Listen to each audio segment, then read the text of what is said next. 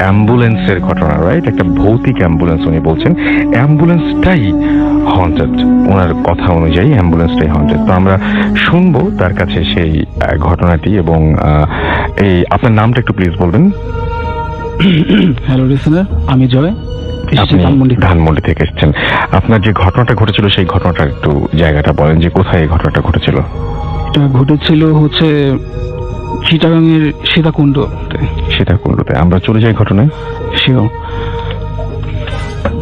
আমি যে ঘটনাটা শেয়ার করব সেটা হচ্ছে একটি ভৌতিক অ্যাম্বুলেন্সকে কেন্দ্র করে। আর এই ঘটনার সাথে জড়িয়ে আছে একটি ছেলের মর্মান্তিক মৃত্যু। তো সরাসরি ঘটনা চলে যাচ্ছি রাসেল ভাই। জি প্লিজ। আমি বেশ কিছুদিন আগে চিটাগাং গিয়েছিলাম। তো চিটাগাংয়ে যে বাসাতে উঠেছিলাম সেখানে যে বড় ভাই ছিল আর কি। তো বড় ভাই আমার সাথে ঘটনাটি শেয়ার করে। ঘটনাটি হচ্ছে তাদের ফ্যামিলি রিলেটেড আর কি। তো আমি তার বাসাতে না বলে আমার বাসাতে বলছি যেন লিসেনাররা বুঝতে পারে আর কি। তো যাই হোক, তো তারা ছিল ফ্যামিলিতে 3 ভাই আর তার বাবা আর মা আর কি। তো তার মানে সে আর তার মাঝেরও ভাই আর সে আর তার মানে মেজো ভাই আর কি তার বাবার কাছে সবসময় ব্যস্ত থাকতো আর কি। তার বাবার অনেক বড় ব্যবসা ছিল আর কি, আড়তে। আচ্ছা। তো ব্যস্ত থাকার ওই এলাকাতেই ছিল।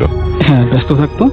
আর হচ্ছে তার যে ছোট ভাইটি ছিল সে সবেমাত্র এইচএসসি এক্সাম দিয়েছে। সে তার মার সাথেই বাসাতে থাকতো এবং ছোটখাটো ওর কাছে হেল্প করতো। আর ছেলেটি ছিল খুবই ভালো, মানে বাইরে তেমন একটা বের হতো না, সবসময় বাসাতেই থাকতো প্রয়োজন ছাড়া আর কি। আর তাদের ফ্যামিলির একটা ওয়েল রেপুটেশন ছিল আর কি আচ্ছা এলাকাতে। তো এমনই চলছিল। তো রাসেল ভাই হঠাৎ একদিন কোনো কারণ ছাড়াই সে ছেলেটি অসুস্থ হয়ে পড়ে। তো ফ্যামিলি চিন্তা করে যে তারা প্রাথমিক অবস্থায় বাসাতেই হয়তো চিকিৎসা করাবে, হয়তো সুস্থ হয়ে যাবে। কিন্তু আসলে রাসেল ভাই দেখা যায় যে ছেলেটির অবস্থা আরো আগের থেকে খারাপের দিকে যেতে থাকে, ধীরে ধীরে খারাপ হতে শুরু করে। তো তারা করে যে তার বাবা কি করে, ডক্টর নিয়ে আসে বাসাতে। তো ডক্টর চিকিৎসা করায়। চিকিৎসা করার পর ডক্টর বলে যে আপনার ছেলেকে হসপিটাল নিয়ে আসলে নয়তো সেখানে গেলে ও ভালো টেক কেয়ার পাবে। তো তার মা চিন্তা করে যে একটা আদরের ছেলে সে কি করে বাইরে যাবে বা কিভাবে থাকবে বা কি করে খাবে। তো তার মা বলে যে দরকার নেই, সে বাসাতেই থাকুক, দেখি বাসাতে কিছু করা যায় কিনা, দরকার ডক্টর বাসাতে নিয়ে আসবো, বাসায় চিকিৎসা হবে। তো এর মাঝখানে আবার একদিন কবিরাজ আসে। কবিরাজ এসে তাকে মানে ছেলেটিকে দেখেই বলে দেয় যে এই ছেলের উপর খুব খারাপ একটা কিছু ভর করেছে এবং যা মানে জিন জাতীয় আর কি, যেটা মানে যাওয়ার সময় হয়তো এই ছেলেকে সাথে করে নিয়ে যেতে চাচ্ছে আর কি, বা আপনাদের ফ্যামিলির কোনো বড় একটা ক্ষতি করবে আর কি। তো তার বাবা আসলে খুবই চিন্তিত হয়ে পড়ে যে এটা কি বলছে। তো তার বাবা আবার একটু আধুনিক টাইপের লোক ছিল, যার কারণে তিনি এগুলো বিশ্বাস করতেন আর কি, আমলে নেননি। ডিয়ার লিসেনার, শুধুমাত্র বাছাই করা ভয়ানক ঘটনা শুনতে ভিডিওটি না টেনে শেষ পর্যন্ত দেখতে থাকুন। প্রত্যেকটা ঘটনায় শুনতে পারবেন বাছাইকৃত ভয়ানক ঘটনা। ভূতপ্রেমের যত ভয়ানক ঘটনা আছে আমি নিজেই বাছাই করে প্রতিনিয়ত এই ইউটিউব চ্যানেলে পাবলিশ করে থাকি। তাই বলবো, আপনারা যারা প্রতিনিয়ত এই ধরনের ঘটনা শুনতে চান অবশ্যই চ্যানেলটি সাবস্ক্রাইব করে নেবেন। বেশি কথা বলবো না, সরাসরি চলে যাচ্ছি ঘটনার মধ্যে। চলুন এই ভিডিওর মধ্যে একটি লাইক দিয়ে আমরা প্রত্যেকটা ঘটনা শেষ পর্যন্ত শুনে আসি।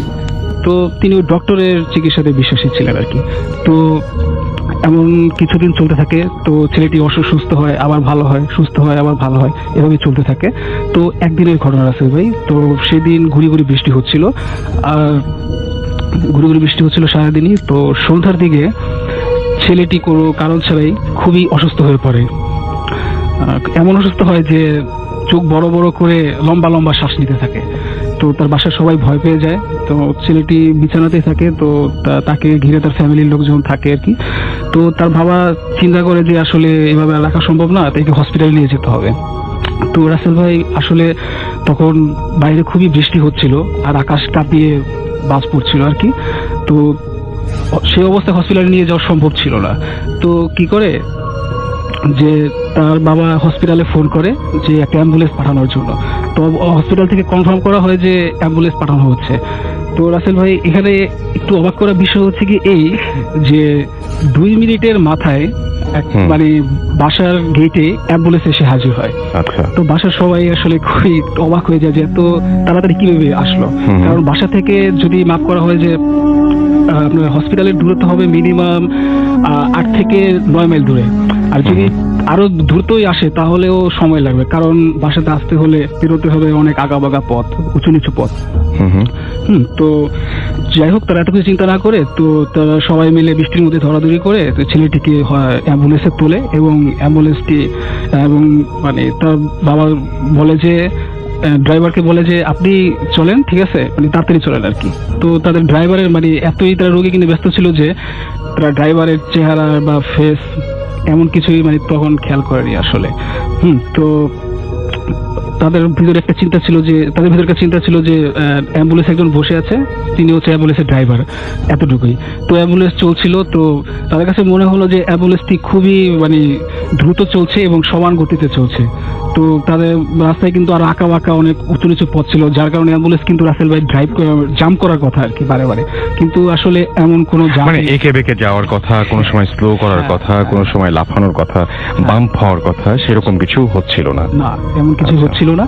তো রাসেল ভাই তো এভাবে চলছিল। তো তারা রোগীকে নিয়ে আসলে ব্যস্ত ছিল। তো একটা সময় কি হয় রাসেল ভাই, রোগীর অবস্থা আরো বেশি খারাপ হয়ে যায়। তো রোগীর মুখ থেকে ব্লিডিং হতে থাকে, রক্ত বের হতে থাকে আর কি, কারণ ছাড়াই। তো আসলে তারা খুবই ভয় পেয়ে যায় যে এটা কি হচ্ছে। হ্যাঁ, আর চোখ বড় বড় করে শ্বাস নিতে থাকে। তো তারা কি করে যে তারা খুবই ভয় পায় এবং তারা ড্রাইভারকে বলবে যে ড্রাইভার আরো তাড়াতাড়ি চালান। এই ভেবে যখন তারা দুজনেই একসাথে ড্রাইভারের দিকে তাকায়, তো তারা খুবই ভয় পায়, কারণ তারা দেখে যে সিটে কোনো ড্রাইভার নেই। আচ্ছা। সিটে কোনো ড্রাইভার নেই এবং অ্যাম্বুলেন্সটি একা একাই চলছে। তারা একসাথে সেটা চিৎকার করে ওঠে, এটা কি করে সম্ভব, হাউ ইজ দ্যাট পসিবল। তো যাই হোক, তারা রোগীর দিকেও আসলে রোগীর অবস্থাও খারাপ, এদিকে আবার এদিক দিয়ে অ্যাম্বুলেন্সটি একা একা চলছে, সেটা কি করে সম্ভব। কোনো ড্রাইভার নেই, এটা কিভাবে হয় আর কি। তো যাই হোক, এভাবে চলছিল। তো তার ছেলেটির অবস্থা খুবই খারাপ হতে দেখে তার আসলে বুঝতে পারে না কি করবে। তো তার বাবা কি করে, একটু সাহস করে মানে ড্রাইভারের সিটে যাওয়ার চেষ্টা করে, দেখে মানে অ্যাম্বুলেন্সটা হ্যান্ডেল করতে পারে কিনা। তো কোনো একটা অদৃশ্য শক্তি তার বাবাকে এমন জোরে হিট করে, সে মানে ধাক্কাকে পেছনে গিয়ে পড়ে এবং সে আসলে খুবই মানে যাই হোক। তো তারপর এভাবে বসে থাকে, পিছনে গিয়ে পড়ে আর কি। তো এইভাবে অনেকক্ষণ চলতে থাকে। তো তাদের কাছে একটা সময় পরে মনে হয় যে অ্যাম্বুলেন্সটা আর মানে রাস্তার উপরে নেই, সেটা ভাসমান অবস্থায় চলছে এবং খুব দ্রুত চলছে। তো তারা আসলে খুবই বিষয়টা নিয়ে খুবই ভয় পেয়ে যায়। আর এদিক দিয়ে তার মানে ছেলের অবস্থা আরো খারাপ হতে থাকে, মানে খুবই রক্ত বের হতে থাকে, আর জামা কাপড়, শরীরে যে কাপড় থাকে সেগুলো আর কি ভিজে যায় আর কি। তো তার বাবা আসলে খুবই অবস্থা যে তার ছেলে এটা কি হচ্ছে। তো তখন সে মানে পায়ে কেঁদে ফেলে এবং বলে যে আপনি যেই হন বা যাই করছেন, আমাদের ক্ষতি করবেন না, আমার ছেলেকে বাঁচতে দিন, আমাদের হসপিটালে পৌঁছে দিন, আল্লাহর দোহাই লাগে। তো এটা বলার পর অ্যাম্বুলেন্সটা আসলে রাসেল ভাই, তারা অ্যাম্বুলেন্সের ভিতরে অদ্ভুত কিছু শব্দ শুনতে পায়। তো কানের কাছে অদ্ভুত কিছু শব্দ শুনতে পায় এবং অ্যাম্বুলেন্সটি মাটিতে পড়ার পরে কয়েকবার খুব জোরে ঝাঁকানি দিয়ে পুরো স্টপ, সব শুনশান। তখন তারা খুব দ্রুত মানে অ্যাম্বুলেন্স থেকে বের হয় এবং রোগীকে, তার ছেলেটিকে বাবা কাঁধে করে নিয়ে মানে রাস্তার দিকে হসপিটালের দিকে যেতে থাকে আর কি। তো একটা সময় পর তারা আসলে তাদের পরিচিত হসপিটালটা খুঁজে পায়, আর তখন ছেলেটির অবস্থা আসলে প্রায় মৃত প্রায় বলতে গেলে, চোখ বন্ধ ছিল। তো দুঃখের বিষয় হচ্ছে কি রাসেল ভাই, তো হসপিটালে যখন নিয়ে যায় তখন ডক্টররা সব দেখে বলে যে আসলে সে মারা গেছে আর কি, মৃত ঘোষণা করে। এবং ডক্টররা আরো জানায় যে তার পরীক্ষা নিরীক্ষা করে আরো জানায় যে তার শরীরে যে গুরুত্বপূর্ণ অঙ্গগুলো ছিল, অর্থাৎ কিডনি, লিভার, এগুলো নেই, এগুলো আসলে ভিতর থেকে ছিঁড়ে ফেলা হয়েছে বা কোনোভাবে নিয়ে যাওয়া হয়েছে আর কি। আর তো যাই হোক, আর একটা বিষয় জানা যায় যে তারা আসলে হসপিটাল থেকে কোনো অ্যাম্বুলেন্স পাঠানো হয়নি সেদিন, বৃষ্টির জন্য তারা পাঠাতে পারেনি। তো এই বিষয়টা জানাজানি হলে আশেপাশের লোকজন তো অ্যাম্বুলেন্সটি খোঁজার জন্য যায়, কিন্তু অ্যাম্বুলেন্সটি আসলে কোথাও খুঁজে পাওয়া যায়নি পরবর্তীতে। তো তাদের এই ঘটনার পর থেকে আসলে তাদের ফ্যামিলি মানে খুবই ভেঙে পড়ে আর কি, আর্থিকভাবেও তাদের তারা ক্ষতির সম্মুখীন হয়। এই আপনার ঘটনা ছিল। জি। আপনাকে অনেক ধন্যবাদ। আমাদেরকে এখন যেটা করতে হবে সেটা হচ্ছে পরবর্তী ঘটনায় চলে যেতে হবে, এবং আমাদের সাথে আরো একজন অতিথি এই মুহূর্তে আছেন। আপনার নামটা একটু প্লিজ বলবেন এবং আপনি কোথা থেকে এসেছেন যদি একটু বলতেন। আসসালামু আলাইকুম রহমতুল্লাহ। আমি মোহাম্মদ শিবলি আহমেদ। আমি এসেছি পুরান ঢাকার মিলবারেক আলমগঞ্জ থেকে। ওকে, আপনার যে ঘটনাটা সেই ঘটনাটা খুবই অদ্ভুত লেগেছে আমার কাছে, বেশ অবিশ্বাস্য একটা ঘটনা। বাট এই ঘটনাটা আপনার সঙ্গে কে এসেছেন আপনার সঙ্গে আজকে? আজকে আসছে আমার এক বড় ভাই বাপ্পি। তিনি সেই ঘটনা আপনি যখন বলছিলেন তিনি মাঝখানে পার্টিসিপেট করলেন এবং তিনি বললেন যে হ্যাঁ তিনিও ঘটনাটা প্রত্যক্ষ করেছেন এবং আপনাদের ফ্যামিলিতে মানে সবাই জানে এই ব্যাপারটা। তো আমি একটু শুনি যে ঘটনাটা কি ঘটেছিল। খুবই স্বাভাবিক একটা ঘটনা, কিন্তু চিন্তা করুন আপনার সাথে যদি কোনোদিন এরকম একটা ঘটনা ঘটে, ব্যাপারটা খুব অদ্ভুত টাইপের। আমি আগেই বলছি বেশ অদ্ভুত, বেশ অবিশ্বাস্য। শুনবো আপনার ঘটনা। আচ্ছা ভাইয়া, আমি সরাসরি ঘটনায় চলে যাচ্ছি। লাস্ট 2013-এ সেপ্টেম্বরের দিকে হবে ঘটনাটা। তখন চলছে শীতের সময়। তো আমার ফ্যামিলি কোনো কারণে বাসা থেকে বাইরে থাকা হয়। দেন আমি বাসায় একা থাকি। আর আমার ফ্যামিলি তেমন একটা কেয়ার করে না, বিকজ এর আগে মানে আমার অনেকেই একা থাকা হয়েছে। সেজন্য আমার ফ্যামিলি আচ্ছা। তেমন একটা কেয়ার করে না যে ও একা থাকতে পারবেন, এটা কোনো প্রবলেম হবে না। তো সেই জন্য অ্যাজ ইউজুয়াল আমি একা থাকি। দেন স্বাভাবিক সারাদিনের কাজকর্ম যেভাবেই করি সেভাবেই সারাদিনের মতো সবকিছু করে দেন জাস্ট 11টার পরে আমি বাসায় চলে আসি। তো বাসায় ঢোকার পর আমি দেখতে পাই, যেটা প্রথমেই দেখতে পাই, যে আগে আমার বাড়ির কিছুটা বর্ণনা দিলে বোধহয় বেটার হয়। জি জি প্লিজ বলেন, অসুবিধা নেই। যেমন আমার বাড়িটা হচ্ছে 4 তলা। হুম, নিচতলা 2টা ভাড়াটিয়া থাকে, আচ্ছা দোতলার পুরো ফ্ল্যাটে আমরাই থাকি, আচ্ছা তৃতীয় তলায় আমার বড় ভাইরা থাকে, আচ্ছা। আর চতুর্থ তলায় বড় ভাই বিজনেস পারপাসে ইউজ করে আর কি। মানে একটা যৌথ ফ্যামিলিতে আপনারা হ্যাঁ, সেরকমই সবাই।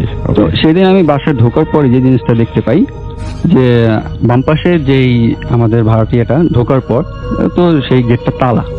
তো মোস্টলি তারা কোথাও গিয়েছে বা এরকম কিছু, রাতে ফিরবে না যেহেতু এত রাত্র হয়ে গেছে। আর আরেকজন যে ভাড়াটিয়া ছিল তারা ঘুমাচ্ছে। দেন আমি গেটটা লক করে, আর আমার জন্য আমার চাচি রান্না টান্না করে রাখছিল, তো খাবার দাবার নিয়ে আমি উপরে চলে আসি। ও চলে গেট টেট লক করে ফ্রেশ হই। আর আমার একটা অভ্যাস আছে ভাইয়া, যে আমি প্রতিদিন রাত্র করে তাবলিগে যাওয়া হয়তো সেখান থেকেই শিখছি যে প্রতিদিন রাত্রে অজু করে দিন ঘুমাতে যাই। আচ্ছা তো ফ্রেশ হওয়ার পর অজু করি, অজু করার পর আমি টিভি ছাড়ি। তো টিভি ছেড়ে দেখি যে টেনিস স্পোর্টসে হয়তোবা বাংলাদেশ অস্ট্রেলিয়া একটা ম্যাচ হইতেছে, সেটা ওই যে বাংলাদেশ যেটা জিতছিল আচ্ছা আচ্ছা আচ্ছা ওই বুঝতে গেমটাই পেরেছি। হইতেছে। তো হ্যাঁ, আমি খুব এক্সাইটেড যে বাংলাদেশ জিতছিল, 8 গোল, সেটা সেঞ্চুরি করছে। হুম, দেন আমি তাড়াহুড়ো করে খাবার দাবার সবকিছু অ্যারেঞ্জ করে পানি টানি সব নিয়ে ডাইনিং এ বসি না, যেহেতু আমি খেলাটা দেখবো আর খাবো।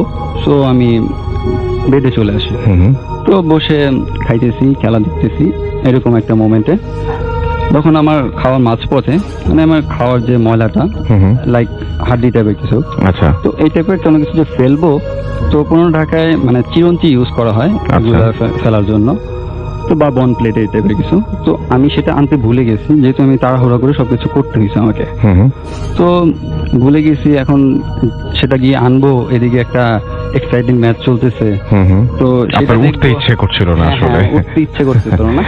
তো আমি আচ্ছা। আশেপাশে তাকাই ভাইয়া, হুম, আসলে দেখি কিছু আছে কি না ফেলার মতো। হুম, দেন আমি যেটা নোটিস করি যে আমার জানালাটা খোলা, আর জানালার ওই পাশটা ভাইয়া প্রায় অনেক বছর যাবতই প্রায় 1.5 কাঠা জায়গা হবে, হুম, তো পরিত্যক্ত অবস্থায় আছে। সেখানে আমার দাদি থাকতেন, তো তিনি মারা যাওয়ার পর সেখানে কেউ থাকেও নাই, প্লাস সেখানে কোনো ভাড়াটাও দেওয়া হয়নি। সে বাড়িটা একেবারে মানে সেই জায়গাটাই পরিত্যক্ত অবস্থায় আছে। তো ভাবলাম যে ওইখানে ময়লাটা ফেললে তেমন একটা প্রবলেম হবে না, তো আমি সাথে সাথে ফেলি। হুম, তো আমি যেটা নোটিস করি, জাস্ট জ্বালানোর যে গ্রিল আছে না ভাইয়া, হুম, গ্রিলের সাথে হাঁড়িটা টাচ করে এমন একটা সাউন্ড হয়, প্লাস হাঁড়িটা পড়ে যায়, জানালার ওপাশে পড়ে যায়।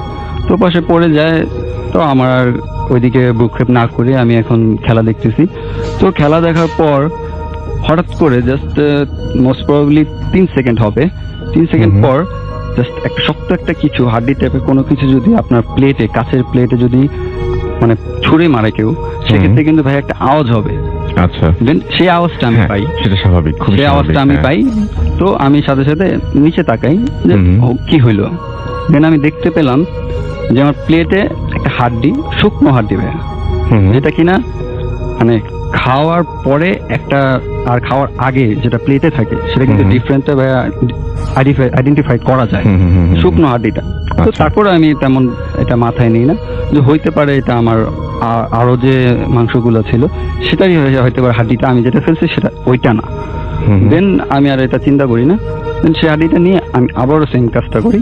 এক্ষেত্রে আমি স্পষ্টভাবে দেখি যে কোনো গ্রিলের সাথে কোনো কিছু টাচ হয়নি, হুম, হুম।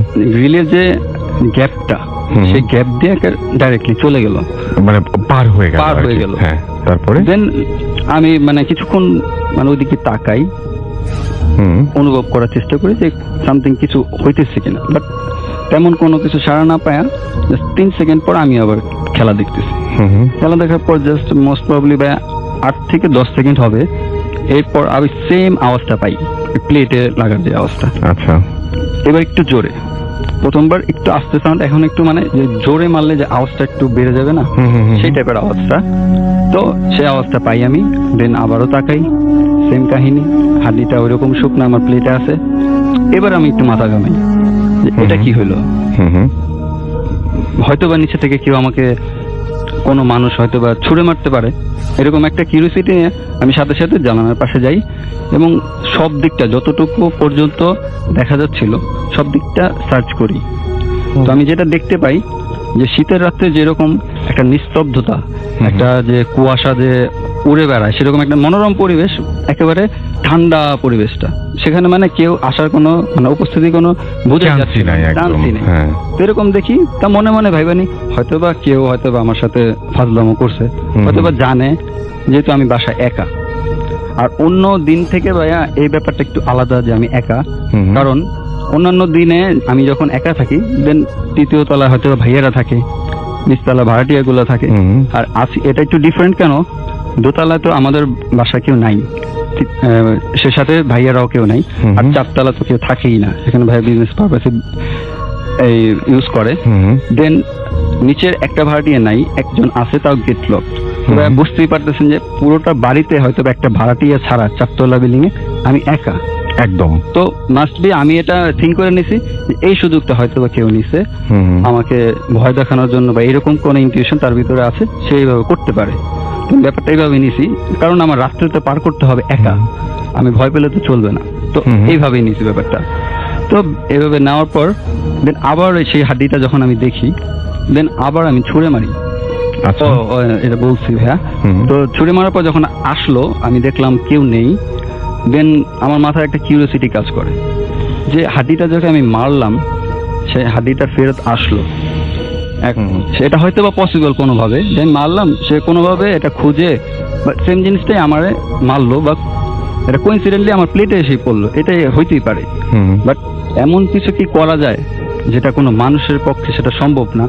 এটা যে জিনিসটা আমি মারলে একটা মানুষ তাৎক্ষণিকভাবে সেই জিনিসটা আমার রিটার্ন করতে পারবে না, রাইট। এরকম কোনো কিছু আমি থিঙ্ক করতেছিলাম যে কি করা যায়।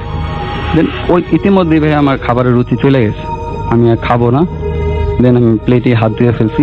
তো হাত ধোয়ার পর আধা গ্লাস পানি আমার রয়ে যায়। তো এই আধা গ্লাস পানির দিকে যখন আমি তাকাই তখন আমি মানে আর আমার বোঝার বাকি নেই যে এই জিনিসটা হয়তো বা যদি মারি তো তার পক্ষে তাৎক্ষণিকভাবে সেটা রিপ্লাই করা সম্ভব হবে না। তো সেরকম চিন্তা করতে করতেই আমি আর বেশিক্ষণ ভাবি না, সাথে সাথে ছুঁড়ে মারি। হুম। তো পানিটা জানালা ক্রস করে দেন কিছু সময় পর নিচে পড়ে, আর হুম। এত নীরব ছিল যে পানিটা যে পড়ছে সেই আওয়াজটাও আমি স্পষ্ট শুনতে পেয়েছি। ওকে। তো পানিটা পড়ছে, দেন আমার ভিতরে একটু ভয় কাজ করতেছিল যে সেটাও কি ফেরত আসে কিনা, আর যদি সেটা না আসে তাহলে আমি তাহলে ধরেই বুঝবে নিব যে হ্যাঁ কেউ যে দুষ্টুমি কেউ হয়তো করছে আপনার দুষ্টামি সাথে। করতেছে। একদম। তো আমি মিনিমাম 3-4 সেকেন্ডের মতো তাকায় থাকি, বাট আমার কাছে মনে হয় 3-4 সেকেন্ডটা অনেক সময় যাচ্ছে। হুম। তো তারপরে আমি তাকায় থাকি, দেন পরবর্তীতে যখন 3-4 সেকেন্ড ওভার হয়ে যায় হুম। তখন আমি মনে করি যে না, এটা হয়তো বা তেমন কিছু না। হুম। আমি গেমটা দেখি, আমার মাইন্ডটা ডাইভার্ট করার চেষ্টা করি, হুম। এগুলো নিয়ে পড়ে থাকলে হবে না। একদম। দেন আমি আবার গেমে চলে আসছি। আশরাফুল ইজ 90। হুম। তো ইতিমধ্যে কিছুক্ষণ পরে হয়তো সেঞ্চুরি হবে। হুম। তো সেদিকে ই করতেছি। জাস্ট ভাইয়া আমি টিভিতে ফেরার জাস্ট 4 থেকে 5 সেকেন্ড পর মানে আচমকা একটা স্রোতের মতো মানে পানি কোথা থেকে এসে আমি পুরো ভিজে গেলাম। হুম। দেন আমি বুঝতে পারলাম না যে এটা কি হলো, বা এতটুকু সময়ের ভিতরে সেটাও রিটার্ন হয়ে আসলো। তখন আমার ভিতরে ভয় কাজ করে। আর যখন আমি এই জিনিসটা দেখি, আমার শরীরের দিকে তাকাই যে আমার কোন কোন অংশে ভিজে গেছে, তো শরীরের মানে দিকে just যখন পানিটা এসে আপনাকে পুরোপুরি ভিজিয়ে দিল। পুরোপুরি আমার গেঞ্জি প্যান্ট সব ভিজে গেল।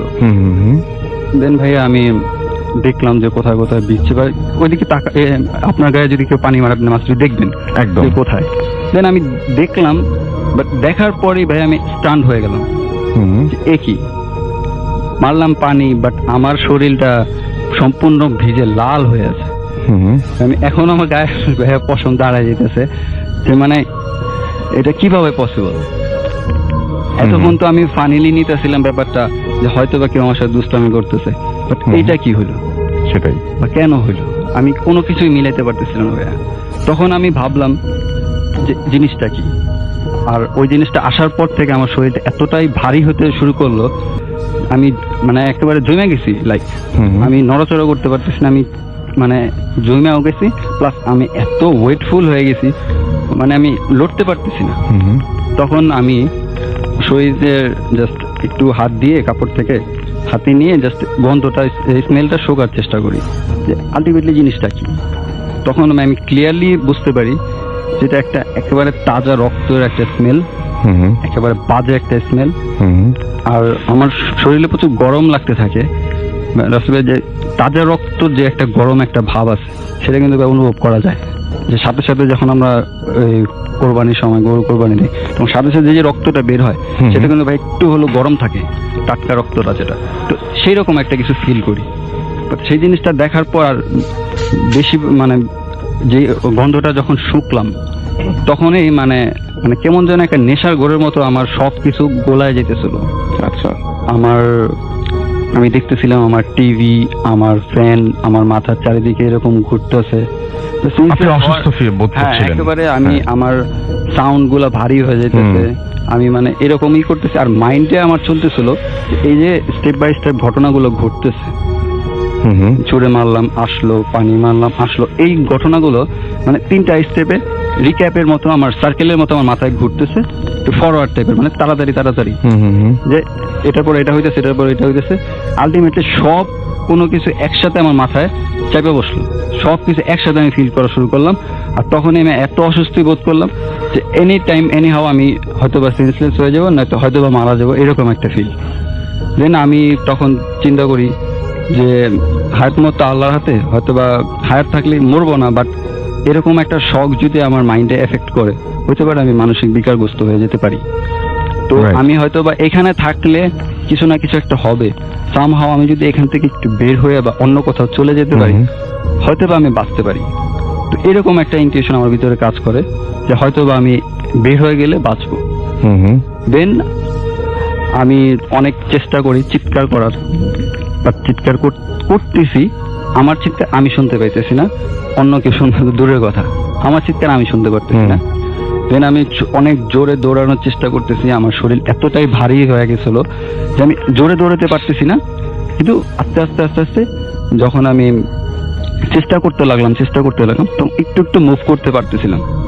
তখন যতটুকু সম্ভব, যত ফোর্সে সম্ভব আমি ছুটে গেলাম, আমাদের দরজাটা খুললাম, দেন আমি দৌড়াতে থাকলাম। তারপরে সামনে কি আসলো না কি, কোথায় কি গেলাম, মানে আমার এত কিছু খেয়াল নাই, আমি জাস্ট দৌড়াইতেছি, শুধু দৌড়াইতেছি। সামনে কি কোনো বাধা বিপত্তি এত কিছু আমার কেয়ার করতেছি না, আমি জাস্ট আমার বের হতে হবে এখান থেকে, বা কোনো আশ্রয় আমার চলে যেতে হবে। তো সেক্ষেত্রে আমি গেলাম। তো হঠাৎ করে আচমকাই জাস্ট আমি সামনে দেখতেছি পুরো ফাঁকা ময়দান, কিছু নাই, জাস্ট আমি এমন একটা জিনিসের সাথে আমার সংঘর্ষ হইলো, সেই জিনিসটা একটা রাবার, যেমন কোন রাবারের সাথে সংঘর্ষ হইলে সেটা আবার পাঞ্চ করে ফেরত দেয় না, সেই রকম একটা কিছু, একেবারে ইনভিজিবল দেওয়ালের মতো, লাইক সেই রকমের একটা সাথে আমি বাড়ি খাইলাম। দেন আমি পাঞ্চ করে কিছু 2-3 হাত পরে গিয়ে পড়লাম। পড়ার পর আমার আর কিছু খেয়াল নাই ভাইয়া, কি হয়েছে আপনি তারপর আমি আর জানি না। পরবর্তীতে পরের দিন আমি যখন ঘুম থেকে উঠি, দেন আমার ফার্স্টেই আমি দেখি আমার ড্রেস আপ গুলো চেঞ্জ, আর আমি যে রুমে বসা ছিলাম বা শুই, তো সেই রুম থেকে আমি সেই রুমে নাই, আমি আমার আম্মার রুমে। তো আমারাও সবাই চলে আসছে, তারা হয়তো সকালবেলা শুনতে পারছে। দেন আসার পর আমি জিজ্ঞেস করলাম, প্রথমেই আমার কথাটা ছিল যে আমার ড্রেসগুলো কোথায়, আমার দেখতে হবে যে ব্লাডগুলো কি এখন আছে কিনা, হুম হুম আমার ড্রেসগুলো কোথায়। দেন আমি জিজ্ঞেস করলাম আম্মাকে, আম্মু বললো যে ওগুলো কিছু না, তুই শুয়ে পড়, তুই অসুস্থ না। আমি বললাম না, আমার ড্রেসগুলো দেখান। বল না, তুই রেস্ট নে, ঘুমা, ঘুম থেকে উঠে আমি সব বলতেছি। দেন আমি আবার শুয়ে পড়লাম। মোস্ট প্রবাবলি প্রচন্ড জ্বরের জন্য আমাকে ইঞ্জেকশন দেওয়া হয়েছিল, হয়তো ঘুমেরও হয়তো বা দেওয়া হয়েছিল। হুম হুম। দেন আমার প্রচন্ড ঘুমও আসতেছিল, শরীরটা প্রচুর উইক লাগতেছিল, আমি শুয়ে পড়লাম। বিকেলবেলা আমার ঘুম ভাঙে, পরিপূর্ণ একটা ঘুম হয়। বিকেলবেলা ঘুম ভাঙে প্রচন্ড মাথা ব্যথার সাথে। ঘুম থেকে উঠি, জাস্ট আমার একই কোশ্চেন, আমার ড্রেসগুলো কোথায়? কারণ আমি তো দেখবো, যত পর্যন্ত আমি না দেখবো যে রাত্রেবেলা আমি যে জিনিসটা দেখছিলাম সেটা কি আসলে ট্রু কিনা। হুম হুম। বললো যে ড্রেসগুলো তো ফালাই দিব, তো ওইগুলো আমি টয়লেটে রাখছিলাম, এখন আছে কিনা জিয়াতে হয়তো বা কেউ ফালাই দিতে পারে। তো দিন আমি বাথরুমে জাস্ট 2 থেকে 3 হাত পিছন থেকেই, মানে স্মেলের জন্য আগাইতে পারতেছিলাম না, এত বাজে গন্ধ। মানে সকাল থেকে কেউ টয়লেটে যাওয়া পসিবল হয়ে উঠতেছিল না, এত বাজে গন্ধ। তো তারপর আমি কোনো মতে নাক চেপে গেলাম, যাওয়ার পর আমি দেখার চেষ্টা করলাম। দেন দেখি যে কোনো রক্ত নেই, কিছু নেই, ভেজা ড্রেসগুলা। হ্যাঁ, আপনার সঙ্গে যিনি এসেছেন আপনার ভাই, তিনিও বলছিলেন যে তারাও আসলে জামাতে কোনো রক্ত দেখেননি।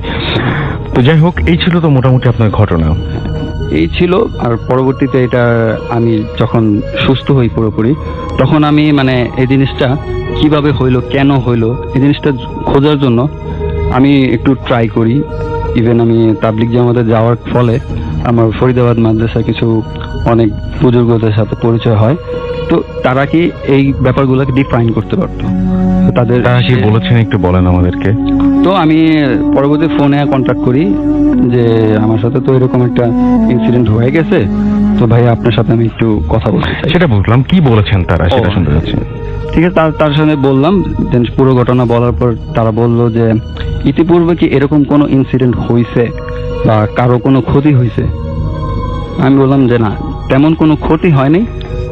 টুকটাক আমার আম্মুর সাথেও সেম ঘটনাটা কিছুদিন পর ঘটছে, বাট তখনও ঘটেনি। তো বললাম যে না, কোনো ক্ষতি হয়নি। তারা তখন বলল যে এখানে অনেক বছর, মানে শত বছর এই টাইপের অনেক দিন যাবতই এখানে কারো প্রেজেন্স আছে, বাট তারা যেহেতু এত ইতিপূর্বে কারো ক্ষতি করে নাই, তো তাদের ক্ষতি করারও কোনো ইচ্ছা নাই। তো সেই জন্যই হয়তো বা তোমারও কোনো ক্ষতি করেনি। বাট তোমার যে ঘটনাটা ঘটছে সেটা হয় কি, আমাদের যেরকম একটা জগৎ আছে, তো তাদেরও একটা এরকম জগৎ আছে, তাদেরও ইউনিভার্স আছে। তো তারাও চলাফেরা করে, তারাও সবকিছু করে আমাদের মতো। তো কোরআনে যেহেতু আছে জিন জাতি, মানুষ জাতি, তো সেই রকম। তো যখন যে এই ঘটনাটা ঘটছে, হয়তো বা এমন হইতে পারে যে তারা সেই জায়গায় তাদের চলাচল ছিল, তোমার কোনো কিছু ছুঁড়ে মারা হয়তো বা তার আঘাতগ্রস্ত হয়েছে, অথবা তাদের পথে সেই জিনিসটা কাটা হয়ে দাঁড়াচ্ছে, বা তার এটা লাইক করে নেই যে এই জিনিসটা তাদের সাথে হোক। জাস্ট সেই জিনিসটার হয়তো বা তারা রিপ্লাই দিছে। তো এই কথা বলার পরে আমি একটু শেয়ার করলাম যে আমার দাদি থেকে শুরু করে আমার বড় মুরব্বীরা যারা আছে তাদের থেকে আমি অনেক শুনছি যে আমার দাদা প্লাস দাদার আব্বার থেকে একটা মানে জিনের একটা প্রচলন চলে আসছে। তারা আর কি তাদের মানে পালতো টাইপের, এই টাইপের একটা, মানে তারা আর কি জিন পালতো, এরকম শুনছি। তো এইগুলা, তো এরকম এগুলো বলার পর তারা বললো যে হয়তোবা এগুলা এখনো আছে পাহারাদার হিসাবে, হয়তোবা তারাই এগুলা করছে, বাট তারা আলটিমেটলি কোনো ক্ষতি করতে চায় না। ওকে, এই আপনাকে অনেক ধন্যবাদ। আপনার আবারও চলে যাচ্ছি ঘটনায় এবং আমাদের প্রথম অতিথির কাছে। আপনার নামটা প্লিজ আরো একবার বলবেন এবং তারপরে আপনার ঘটনায় চলে যাবেন। Hello listener, Joy again from Dhanmondi. Rasel ভাই, এখন আমি যে ঘটনাটি শেয়ার করতে যাচ্ছি, এই ঘটনাটি হচ্ছে সাভার আর হেমায়তপুরের মধ্যবর্তী একটা জায়গা, ফুলবাড়িয়া নামক একটি জায়গাতে। আচ্ছা। তো এই ফুলবাড়িয়া নামক জায়গাটি এখন অ্যাকচুয়ালি মফস্বল শহর হয়ে গেছে, 2 তলা 3 তলা বাড়ি টোটালি। তো আজ থেকে 15 বছর আগে এটা কিন্তু তার মফস্বল শহর ছিল না, বলতে গেলে টোটালি ছিল একটা মানে গ্রাম্য অঞ্চল আর কি। তো সন্ধ্যার পরে মানুষ নেই বললেই চলে, এমন একটা অবস্থা হতো। আর এই ঘটনাটি ঘটেছে অ্যাকচুয়ালি আমার ছোট মামার সাথে। আর আমার ছোট মামার সাথে ঘটনাটি ঘটে এখন থেকে প্রায় 25 বছর আগে, অর্থাৎ তখন মামার বয়স ছিল 16 কি 15 এমন হবে। তো যাই হোক, যেদিনকার ঘটনা সেদিনের ঘটনাটি বলছে আর কি। তো সেদিন ছিল তখন ছিল গরমকাল, প্রায় রাতে কারেন্ট চলে যেত, আর কারেন্ট চলে গেলে কি রাসেল ভাই 2 দিন বা 3 দিন আসতো না তখনের দিনে আর কি। তো যাই হোক, রাতে কারেন্ট চলে গেল মাঝরাতে, মামার ঘুম ভেঙে যায় এবং মামারা সবাই একসাথে ঘুমোতেন। তো মামার ঘুম ভেঙে যায়, মামা আর কি ঘর থেকে বের হয়ে বারান্দায় এসে দাঁড়ায়। তো বারান্দায় এসে দাঁড়ানোর পর সেদিন ছিল ভরা পূর্ণিমা, যার কারণে মামা যে রুমে ঘুমাতেন তার পাশেই ছিল তার মার ঘর আর কি। তো মামা দেখতে পায় যে সেখানে একজন মহিলা দাঁড়িয়ে আছে। মামা চিনতে পারে এটা তার মা। তো মামা কি করে, কাছে যায়, কাছে গিয়ে বলে যে মা আমি একটু টয়লেটে যাব, তুমি আমার সাথে আসো। তো তার মা বলে যে একটা কথাই বলে যে আসো। তো মামা পুরনো অভ্যাসমশত তার মার আঁচল ধরে এবং তার মা বলে যে চলো। তখন তার মা হাঁটা শুরু করে এবং একটা সময় বাড়ি থেকে হেঁটে কাঁচামাটি রাস্তায় নেমে আসে আর কি। তো মামা বলে যে মা টয়লেট তো ওইদিকে না, তুমি ওদিকে যাচ্ছ কেন? তো বলে যে কথা কম বল, আমার সাথে চল। তো এভাবে যেতে থাকে। তো মামা মাঝখানে রাস্তায় অনেক কিছু বলে যে মা এত রাত কোথায় যাচ্ছ, বাসায় ফিরে চলো। তো সে তার মা কোনো কথা শুনে না, তো শুধু হাঁটতে থাকে। তো এভাবে তারা গ্রামের অনেকটা পথ এক সময় হেঁটে চলে আসে। তো সেদিন মাঝরাতে তো হালকা হালকা বাতাস বইছিল, বাতাসে মামার নাকে একটা গন্ধ আসে আর কি, মাংস পচে গেলে যেমন একটা গন্ধ এমন আর কি। তো মামা সেটা আর কি গেস করে যে তার মার শরীর থেকে সেই গন্ধটা আর কি আসছে। তো মামা আসলে একটু করে যে তার মার শরীর থেকে গন্ধটা আসছে। তো মামা একটু সন্দেহ করে যে তার মায়ের শরীর থেকে এমন গন্ধ কেন আসবে। আর তার মামা আসলে একটু পরে বিষয়টা বুঝতে পারে যে সেদিন আসলে তার মা অসুস্থ ছিল। তার মা কোনোভাবেই আসলে তার সাথে আসা সম্ভব না। আর তার মা আসলে এতটা শক্তি পেল কি করে, বা এত দ্রুতই বা হাঁটছে কি করে। তো তখন তার মনে একটু সন্দেহ জাগে। তখন তিনি আসলে বুঝতে পারে যে এটা আসলে তার মা না, এটা অন্য কোনো মহিলা আর কি।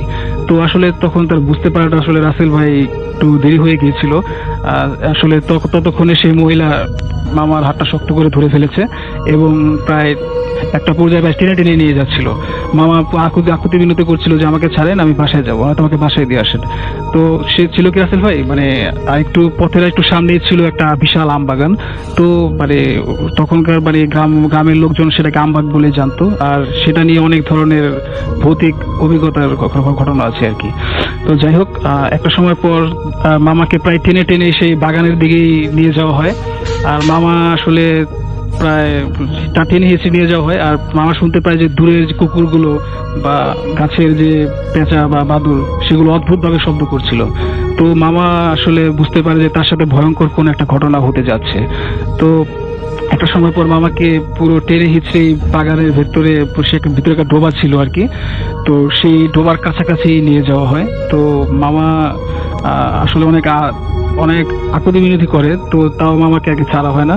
তো যাই হোক, একটা সময় পর মামাকে টেনে সেই একেবারে ডোবার কাছাকাছি নিয়ে আসা হয় এবং সেই মহিলাও ডোবার ভেতরে ডোবাইতে নামে এবং মামাকেও কি করে এক টান দিয়ে সেই ডোবার কোমর পর্যন্ত নামিয়ে ফেলে আর কি।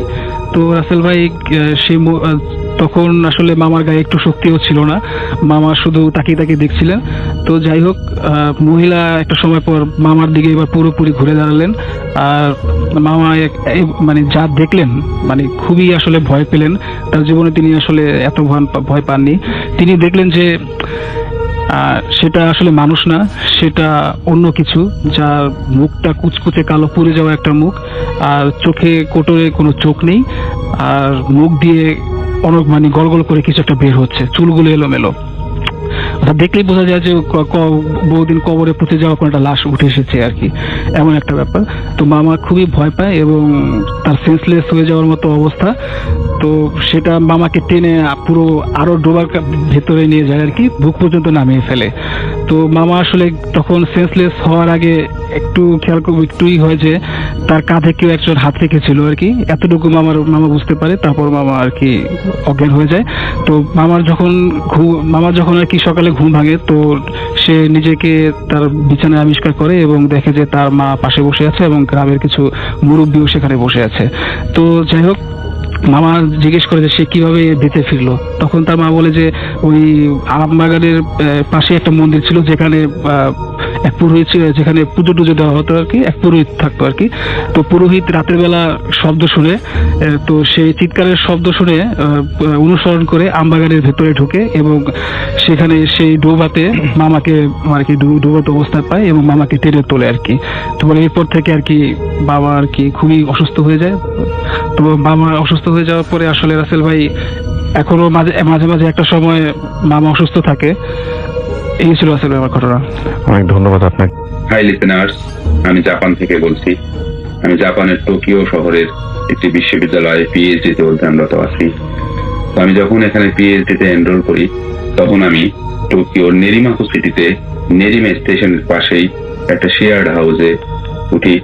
এবং আপনারা জানেন টোকিও বিশ্বের মধ্যে খুব এক্সপেন্সিভ সিটিগুলোর মধ্যে একটি, যে কারণে আমি যে বাসাতে উঠি সেই বাসাটার রেন্ট সেল অত্যন্ত বেশি এবং আমি যে স্কলারশিপ পেতাম সেই স্কলারশিপ দিয়ে আমার পক্ষে সেই বাসা ভাড়া দিয়ে আমার ডেইলি লাইফ অলমোস্ট ইম্পসিবল হয়ে ওঠে।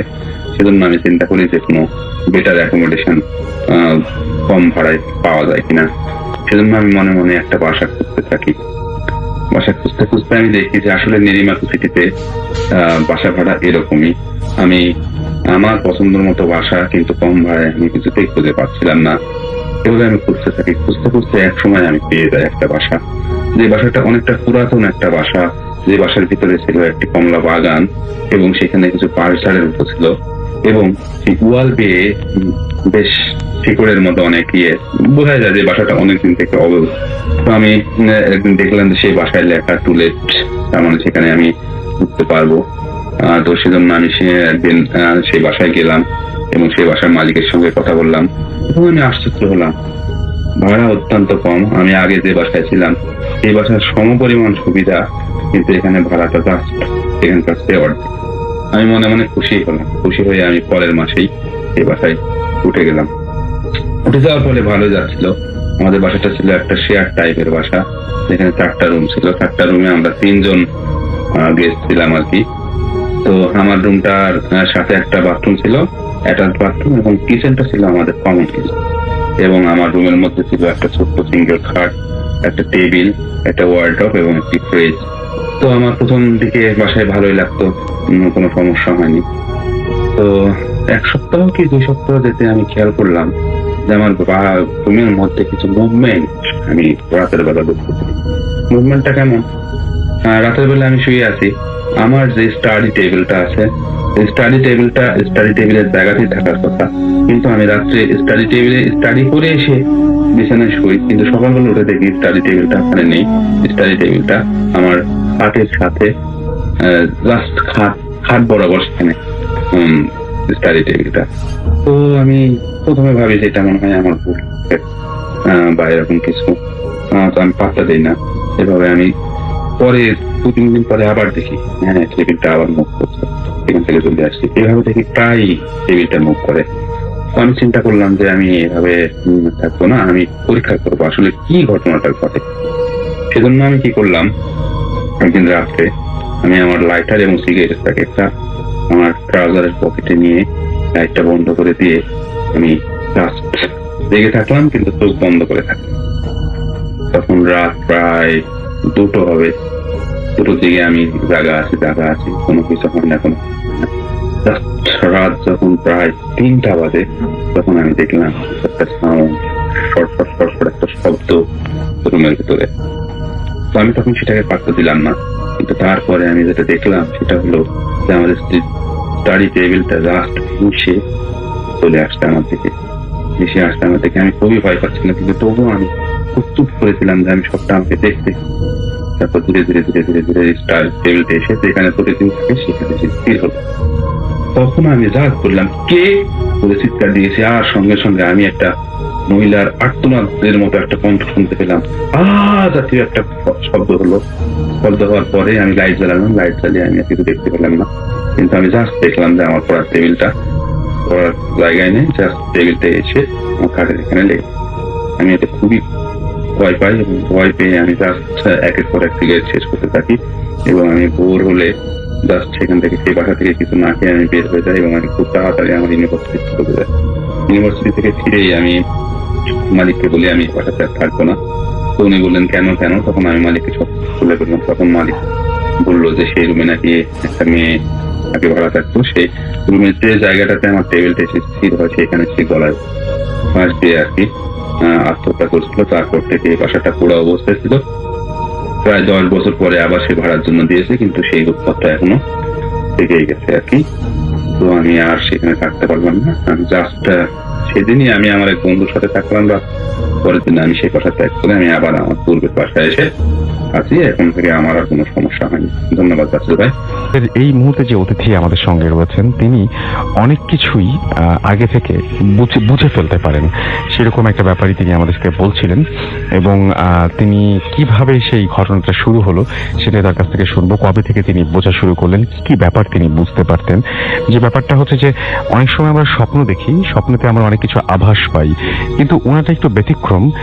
ধরেন যে স্বপ্নের মধ্যেই আপনি কোনো একটা ক্রাইম করলেন, সেই ক্রাইমে উনি নিজে পার্টিসিপেট করেন। মানে আপনি কাউকে কোনো একজন মানুষ মারা যাবে, সেইটাই যদি আপনি নিজেও সেই মানুষটাকে মারার ক্ষেত্রে অংশগ্রহণ করেন, তাহলে ব্যাপারটা কতটা ভয়ঙ্কর হতে পারে একটু চিন্তা করে দেখুন। আমরা চলে যাচ্ছি তার কাছে। আপনার নামটা একটু প্লিজ বলবেন, আপনি কোথা থেকে এসেছেন একটু বলবেন। হ্যালো লিসেনার্স, আমার নাম আবির। আমি ড্যাফোডিল ইন্টারন্যাশনাল ইউনিভার্সিটিতে পড়ছি, 3rd ইয়ার। Okay. আমার ঘটনার প্রথম শুরু হচ্ছে, আমি তখন এসএসসি পরীক্ষা দিব 2009 সাল। আমার নানু মারা যায় ওই বছরটাতেই, ফেব্রুয়ারি মাসে। পরে আমার প্রচন্ড মন খারাপ হয়, অনেক আপসেট হয়ে যায়। আমার নানু বড় নাতি ছিলাম আমি, আমাকে অন্যভাবে তিনি ভালোবাসতেন। যাই হোক, উনি মারা যাওয়ার পর পরীক্ষা অত ভালোভাবে দিতে পারি নাই, প্রচন্ড মন খারাপ ছিল। এরপরে আমার এসএসসি পরীক্ষা শেষ হওয়ার পর আমরা আমাদের নানুর ফ্ল্যাটে উঠি। এর আগে বলে না ভালো যে আমরা অন্য বিল্ডিং অন্য এলাকা থাকতাম, শাহজাহানপুর। ওখান থেকে আমরা বাসাবো এরিয়াতে আমার নানুর যে ফ্ল্যাট আছে ওখানে আমরা চলে আসি। পরে আসার পর আমার নানুর প্রচন্ড যত স্মৃতি ছিল সেগুলো বারবার আমাকে নাড়া দিত। পরে এভাবে কয়েকদিন যাওয়ার পর একদিন আমার বাসায় কেউ ছিল না, শুধু আমি ছিলাম, আমার ভাই ছিল বাইরে, আব্বু আম্মু ছিল বাইরে। তারপরে আমি চিন্তা করতেছিলাম যে নানু এই সময় আমাকে কি করতো, বা সন্ধ্যার সময় বা দিনের বেলা আমাকে কিভাবে খাওয়াতো। এরকম চিন্তা ভাবনা করতে করতে হঠাৎ আমি প্রচন্ড ঘেমে যাই। হঠাৎ শরীর আমার ভারী হয়ে যায়। হঠাৎ করে রুমের ভিতরে আমি অনেক মিষ্টি গন্ধ পাই। মিষ্টি গন্ধ পাওয়ার পরে আমার মনে হয় প্রচন্ড ঘুম আসতে থাকে, প্রচন্ড শরীর ভারী হতে থাকে। হঠাৎ করে আমার রুমের টিএনটি ফোনটা বাজতে থাকে। আমার তখন মনে হয় টিএনটি হতে আমার এক বন্ধু ফোন দিচ্ছে, যে ওই আগের এলাকাতে থাকতো, তার নাম হচ্ছে রাশিক। এবার আমি দৌড়ে গিয়ে ফোনটা ধরি এবং ফোনটা রিসিভ করার পর বলে যে হ্যাঁ হ্যালো ভাইয়া। আমি বললাম হ্যাঁ কে? রাশিক? বলছে হ্যাঁ ভাই আমি রাশিক। পরে আমি একটু অবাক হয়ে যাই, পরে কথা বলতে পারি না, ভয়ে ফোনটা রেখে দিই। পরে 2-3 দিন পর এরকম একটা ঘটনা ঘটে। আমি ঘুমিয়ে থাকি রাত্রেবেলায়, তখন প্রায় 2টা বাজে। ঘুমের মধ্যে আমি চিন্তা করি যে আমি দেখতে থাকি যে আমি একটা গ্রিল কাটছি। আপনি নিজেই গ্রিল কাটছেন? আমি নিজেই গ্রিল কাটছি। আওয়াজটা আমি নিজে শুনতে পাচ্ছি। আমাকে একজন কেউ বলছে যে গ্রিলটা আস্তে কাট, শব্দ শোনা যাচ্ছে। তারপর আমি গ্রিলের শব্দ একটু কমিয়ে দিই। এরপরে হঠাৎ করে দেখি ভিতরের রুমে কোন একটা রুমে লাইট জ্বলে উঠলো। ও বলতেছে পালা তাড়াতাড়ি চলো। তখন আমি বের হয়ে যাই, তাড়াতাড়ি দৌড়তে থাকি। হঠাৎ করে আমার ঘুম ভেঙে যায়। ঘুম ভেঙে যাওয়ার পর আমি নিজেকে প্রচন্ড ঘর্মক্ত অবস্থায় পাই। আমার প্রচন্ড ঘাম হতে থাকে, বুক ধরফর করতে থাকে। আমার ছোট ভাই পাশে ঘুমানো, তাকে অনেক ধাক্কাধাক্কি করে যে উঠ কিছু একটা হয়েছে। পরে ও কোনো সারা শব্দ দেয় না। আমি অনেক ভয় না তখন ঘুমাতে যাই। পরের দিন সকালবেলায় আমার ওই এলাকার যে ফ্রেন্ড ছিল রাশিক, সে আমাকে ফোন দিয়ে বলে যে ভাইয়া একটা দুর্ঘটনা ঘটছে। আমি কি? ও বলতেছে আমাদের এলাকায় আমাদের বাসায় ওদেরকে ডাকাতি হয়েছে। আমাকে ডাকাতি হয়েছে মানে কিভাবে? পরে বলতেছে নিচতলায় কে যেন গ্রিল কাটছে। আমি বললাম গ্রিল কি তোমাদের পাকঘরে জানলা দিয়ে কাটছে? পরে বলতেছে তুমি এই কথা কিভাবে জানলা? আমি বলতেছি না আমার মনে হলো, তাই এর জন্য বললাম। এরপরে আমি প্রচন্ড ভয় পাই। হঠাৎ 2-3 দিন এই টেনশন, আমি ঘুমাইতে পারি না যে আবার ঘুমাইলে আমি কি দেখবো না দেখবো। পরে 2-3 দিন ব্যাপারটা আপনি মোটেও এনজয় করেননি, কারণ নিজে আপনি পার্টিসিপেট করছেন সেই ব্যাপারটাতে। হ্যাঁ ওকে। তারপরে ঘটনা হচ্ছে 2-3 দিন পর আমি আবার ঘুমাতে যাই, এরকম রাত্রে 1-2টার সময়। ঘুমাতে গিয়ে দেখি ঘুমানোর সময় হঠাৎ করে ফিল হয় যে আমি হাঁটছি ঘুমের ভিতরেই। আমার হাতের ভিতরে কিছু ধাতব পদার্থ, রড বা পাইপ এরকম কিছু। আমাকে একজন বলছে যে আজকে ওকে পেলে কিছু একটা করে ফেলবো, মারধর করবো। তো আমি বলতেছি ঘুমের মধ্যে যে না, মারধর করা দরকার নাই, তাকে বুঝালেই হবে। কিন্তু তা বলছে না ঠিক আছে। পরে আমরা 2-3 জন একসাথে হাঁটছি, হাতের মধ্যে রড সবারই। একজন গিয়ে একটি টিনের বাড়িতে নক করলো। এখন আমি খেয়াল করলাম যে টিনের বাড়ির ডান পাশে একটা সিএনজি আছে। তখন আমার ইনস্ট্যান্ট মনে হলো যে এটা একটা সিএনজি চালকের বাসা হতে পারে। যাক, একজন নক করলো, নক করার পরে একজন বের হলো ঘুম ঘুম চোখে, যে হ্যাঁ ভাই কি হয়েছে। পরে বলতেছে, একজন বলতেছে যে ভাই আপনি আমার কাছে কিছু টাকা পেতেন, আপনি তো আসেন, আপনাকে টাকাটা দিচ্ছি। পরে ওই লোকটা বের হলো, বের হওয়ার পর আমরা 2-3 জন তার উপর ঝাঁপিয়ে পড়লাম, রড নিয়ে, পাইপ নিয়ে। আমরা প্রচন্ড আঘাত করতে থাকলাম। হঠাৎ করে ঘরের ভিতর থেকে অনেক হই হই শোনা গেল যে কি হলো। এরপর 2-3 জন অনেক লোক বের হয়ে গেল। পরে আমরা দৌড়াতে থাকলাম রড নিয়ে, দৌড়াতে হঠাৎ আমার ঘুমটা ভেঙে যায়। আমি প্রচন্ড ঘরমুক্ত অবস্থায় নিজেকে পাই। পরে আমার ছোট ভাইকে আবার ধাক্কাধাক্কি করলাম যে আরাফ, আমি কাউকে হয়তো আহত করছি বা এরকম কিছু। পরে আমার বুক ধরফর করতে লাগলো। উঠে ফ্রেশ হলাম, হাত মুখ ধুলাম। মানে এরপর আমার এই ভাবটা কম ছিল না। পরের দিন আমি পেপারে হয়তো এই জিনিসটা খেয়াল করি নাই, কিন্তু এরপরের দিনের পেপারে আমি জিনিসটা একটু ঘাটাঘাটি করলাম, 2-3টা পেপার একসাথে, যে এই টাইপের কোনো নিউজ আমি পাই কিনা, যে কোনো সিএনজি চালক আহত কিনা। পরে আমি খুঁজলাম, একটা পেপারে একটা ছোট একটা কলাম দেখতে পেলাম যে অজ্ঞাত যুবকদের হাতে সিএনজি চালক গুরুতর আহত। মানে এই সংবাদটা পাওয়ার পর আমি মানে নিজেকে আর কন্ট্রোল করতে পারিনি। আমার ছোট ভাইকে এই জিনিসটা বলি, সে এটা বিশ্বাস করতে চায় না, বলতে না তুমি যা দেখছো ভুল দেখছো। আমি ভুল তো দেখি নাই, আমি নিজে এটা ফিল করছি এবং নিজে আমি তাকে হিট করছি মেবি। এরপরে একটা ঘটনা হচ্ছে যে আমার যে ছোট ভাই আশিক, এখন আমি চিন্তা ভাবনা করতেছি যে এই জিনিসটা যদি দিনকে দিন ঘটতে থাকে, আমার তো মানে অবস্থা আগের মধ্যে থাকবে না। আমি খুব ভয়ের মধ্যে দিন যাপন করতেছি। এর মধ্যে ছোট ছোট কিছু ঘটনা ঘটে, যে আমি রাত্রেবেলা যখন ঘুমাই, যে আমার টেবিলে কিছু ঠক ঠক ঠক ঠক আওয়াজ শুনি, যেটা আমার ছোট ভাইকে আমি শুনিয়েছি। ইনফ্যাক্ট এরকম আমি যখন রাত্রে লাইট অফ করি, রাত্রে 12টা 12:30 1টার দিকে টেবিলে কেউ নক করলে যেমন ঠক ঠক ঠক আওয়াজ করে, লাইটটা জ্বাললে তখন আর সেই শব্দটা বন্ধ হয়ে যায়। এবং আপনি এখন মোটামুটি এখনো এই অবস্থার মধ্যে আছেন, আপনি যে কোনো জিনিস মোটামুটি আগে থেকে বুঝতে পারেন? হ্যাঁ, মোটামুটি আগে থেকে বুঝতে পারি। দেন সেটাকে আপনি স্বপ্নেই সবসময় দেখেন নাকি অনেক সময় চিন্তা থেকেও আপনার বেরিয়ে আসে? কোনো জিনিস নিয়ে বা কাউকে নিয়ে ব্যক্তি বিশেষে যদি আমি খুব ডিপলি চিন্তা করতে থাকি, তার সম্বন্ধে আমি অনেক প্রেডিকশন করে ফেলতে পারি, এবং সেটা সবসময় সত্যি হয়েছে। এখন পর্যন্ত আমি যতগুলো মানে ট্রাই করছি ততগুলো সত্যি হয়েছে। কি মনে হয় আপনার, কেন এরকম হয়? আমি এখনো ঠিক বলতে পারছি না, তবে একা একা থাকতে আমার খুব ভয় লাগে, এটা হচ্ছে বড় কথা। মানে এই কারণে যে আপনি কোনো কিছু দেখে ফেলতে পারেন বা বুঝে ফেলতে পারেন, এই কারণে বুঝে ফেলতে পারি এরকম একটা কিছু। এবং আপনার স্বপ্নের ধরনটা একটু আলাদা। সেটা হচ্ছে সাধারণত মানুষ স্বপ্নে অনেক কিছু দেখেন যেটা সত্যি হয়, কিন্তু এইখানে আপনি যেটা হচ্ছে সেটা হচ্ছে কোনো একটা ঘটনা ঘটছে, সেই ঘটনার প্রত্যেকটা জায়গাতে আপনি নিজে আছেন, আমি ইনভলভ আছি, আপনি নিজে ইনভলভ। সেটা খুবই খুবই খুবই অদ্ভুত ব্যাপার। আপনাকে অনেক ধন্যবাদ। আমি সরাসরি চলে যাচ্ছি আমাদের শেষ অতিথির কাছে। আপনার নামটা প্লিজ একটু বলবেন এবং আপনি কোথা থেকে এসেছেন? হ্যালো লিসেনার, আমি অনিক ফ্রম ধানমন্ডি 27 ডেফিনেটলি ইনভেস্ট করে যে ফার্স্ট ইয়ারে আছি। ওকে, আসলে সবাইকে প্রথমেই থ্যাঙ্কস। ওকে, আপনাকে একটু মাইক্রোফোনের কাছাকাছি চলে আসতে হবে। আচ্ছা, আপনি থাকেন ধানমন্ডি 27 নম্বরে, এবং আপনি বলছিলেন যে আপনাদের বাসাটায় খুব অদ্ভুত টাইপের কিছু ঘটনা ঘটে, রেগুলারলি ঘটছে। কি ধরনের ঘটনা আপনাদের বাসায় ঘটে আসলে? আসলে আমাদের বাসাটা হলো অনেক পুরনো একটা বাসা। ওইটা মানে সবচেয়ে বড় বাসাটা, বেশি একটা বড় না, দোতলার বাসা। ওইটাতে মানে আমরা থাকি। আমাদের বাসাটায় মানে বাউন্ডারিতে 2টা বিল্ডিং, আমি যেই বিল্ডিংটাতে থাকি আর একটা বিল্ডিং, ওইটাতে অফিস, আমার আব্বুর অফিস, দোতলা। আসলে ঘটনাটা কি, আমি সবসময় বরাবরের মতো 12টা 1টা দিয়ে মানে স্টাডি শেষ করে ঘুমিয়ে পড়ি। ওই দিনও ঘুমিয়ে পড়েছিলাম। ঘুমের পর মানে রাত 2টায় আমি হঠাৎ করে জেগে উঠি। জাগার পর মানে ওয়াশরুমে যাই। ওয়াশরুম থেকে বের হওয়ার পর মানে ফেসবুক চালানোর জন্য একটু সময় নেই। তারপর মানে আমার একটা বাজে অভ্যাস আছে, আমি অনেক রাত পর্যন্ত ফেসবুক ইউজ করি। এই জন্য মাঝে মধ্যে বারান্দায় যেতে হয় আমার। এই জন্য বারান্দায় গেছি। ওই দিনও বরাবর মতো হঠাৎ গেছি। যাওয়ার পর মানে ফেসবুক ইউজ করতেছি, চ্যাটিং। এরপর পাশের বিল্ডিং এর ছাদে আমার মানে চোখ যায়। হঠাৎ করে যা দেখতে পাই তা হলো ছাদের 2 পাশে, ডান পাশ এবং বাম পাশে 2টা পাঞ্জাবি পরা সাদা 2টা লোক, মানে অনেক বৃদ্ধ, হাতে পেপার মানে পত্রিকা পরে আমি খুবই মানে ওইটা দেখে খুবই ভয় পাই। এবং আপনাদের ছাদে না পাশের কোনো বাড়ির ছাদে? পাশের মানে পাশের আমাদের বাড়ির বাউন্ডারির মধ্যে অন্য বিল্ডিংটাতে। অন্য বিল্ডিং এ। তখন কয়টা বাজে রাত? ওই টাইমে 2:15 মতো বাজে। 2:15 মতো বাজে এবং অন্ধকারের মধ্যে পেপার হাতে নিয়ে বসে আছেন? হ্যাঁ হ্যাঁ, Okay. মানে ওই দিন পূর্ণিমা রাত ছিল, মানে আচ্ছা। চাঁদের দেখা যেতেছিল। আচ্ছা, কিন্তু কোন সুস্থ মানুষ সাধারণত ওই সময় পত্রিকা না, হাতে না। থাকবেন না, সেটাই। বৃদ্ধ অনেক, হুম হুম। মানে ওনার মুখটা ফেসটা দেখা যাচ্ছিল না, নিচের টুকু দেখা যাচ্ছিল, পাটা হুম। পাঞ্জাবি টাঞ্জাবি। তারপর হঠাৎ করে পেপারটা সরাইছি, এরপরে যা দেখছি তা আমি কোনোদিন অ্যাকসেপ্ট করি নাই। হঠাৎ দেখলাম ওনার মানে মাথা নাই, গলা থেকে নিচের বডিটা শুধু ওই যে জায়গা থেকে মানে ব্লাড ঝরতেছে। ওই টাইমে আমি ওইটা দেখে খুবই মানে ভয় পাই, সাথে সাথে মানে চিৎকার করি এবং রুমের ভিতরে দৌড়ে চলে যাই, সেন্সলেস হয়ে যাই। ওপর আমার আব্বু সবাই মানে আব্বু টাব্বু আসে, ফ্যামিলির আইসা মানে আমাকে ধরে এবং মানে পানি টানি দেয় চোখে মুখে।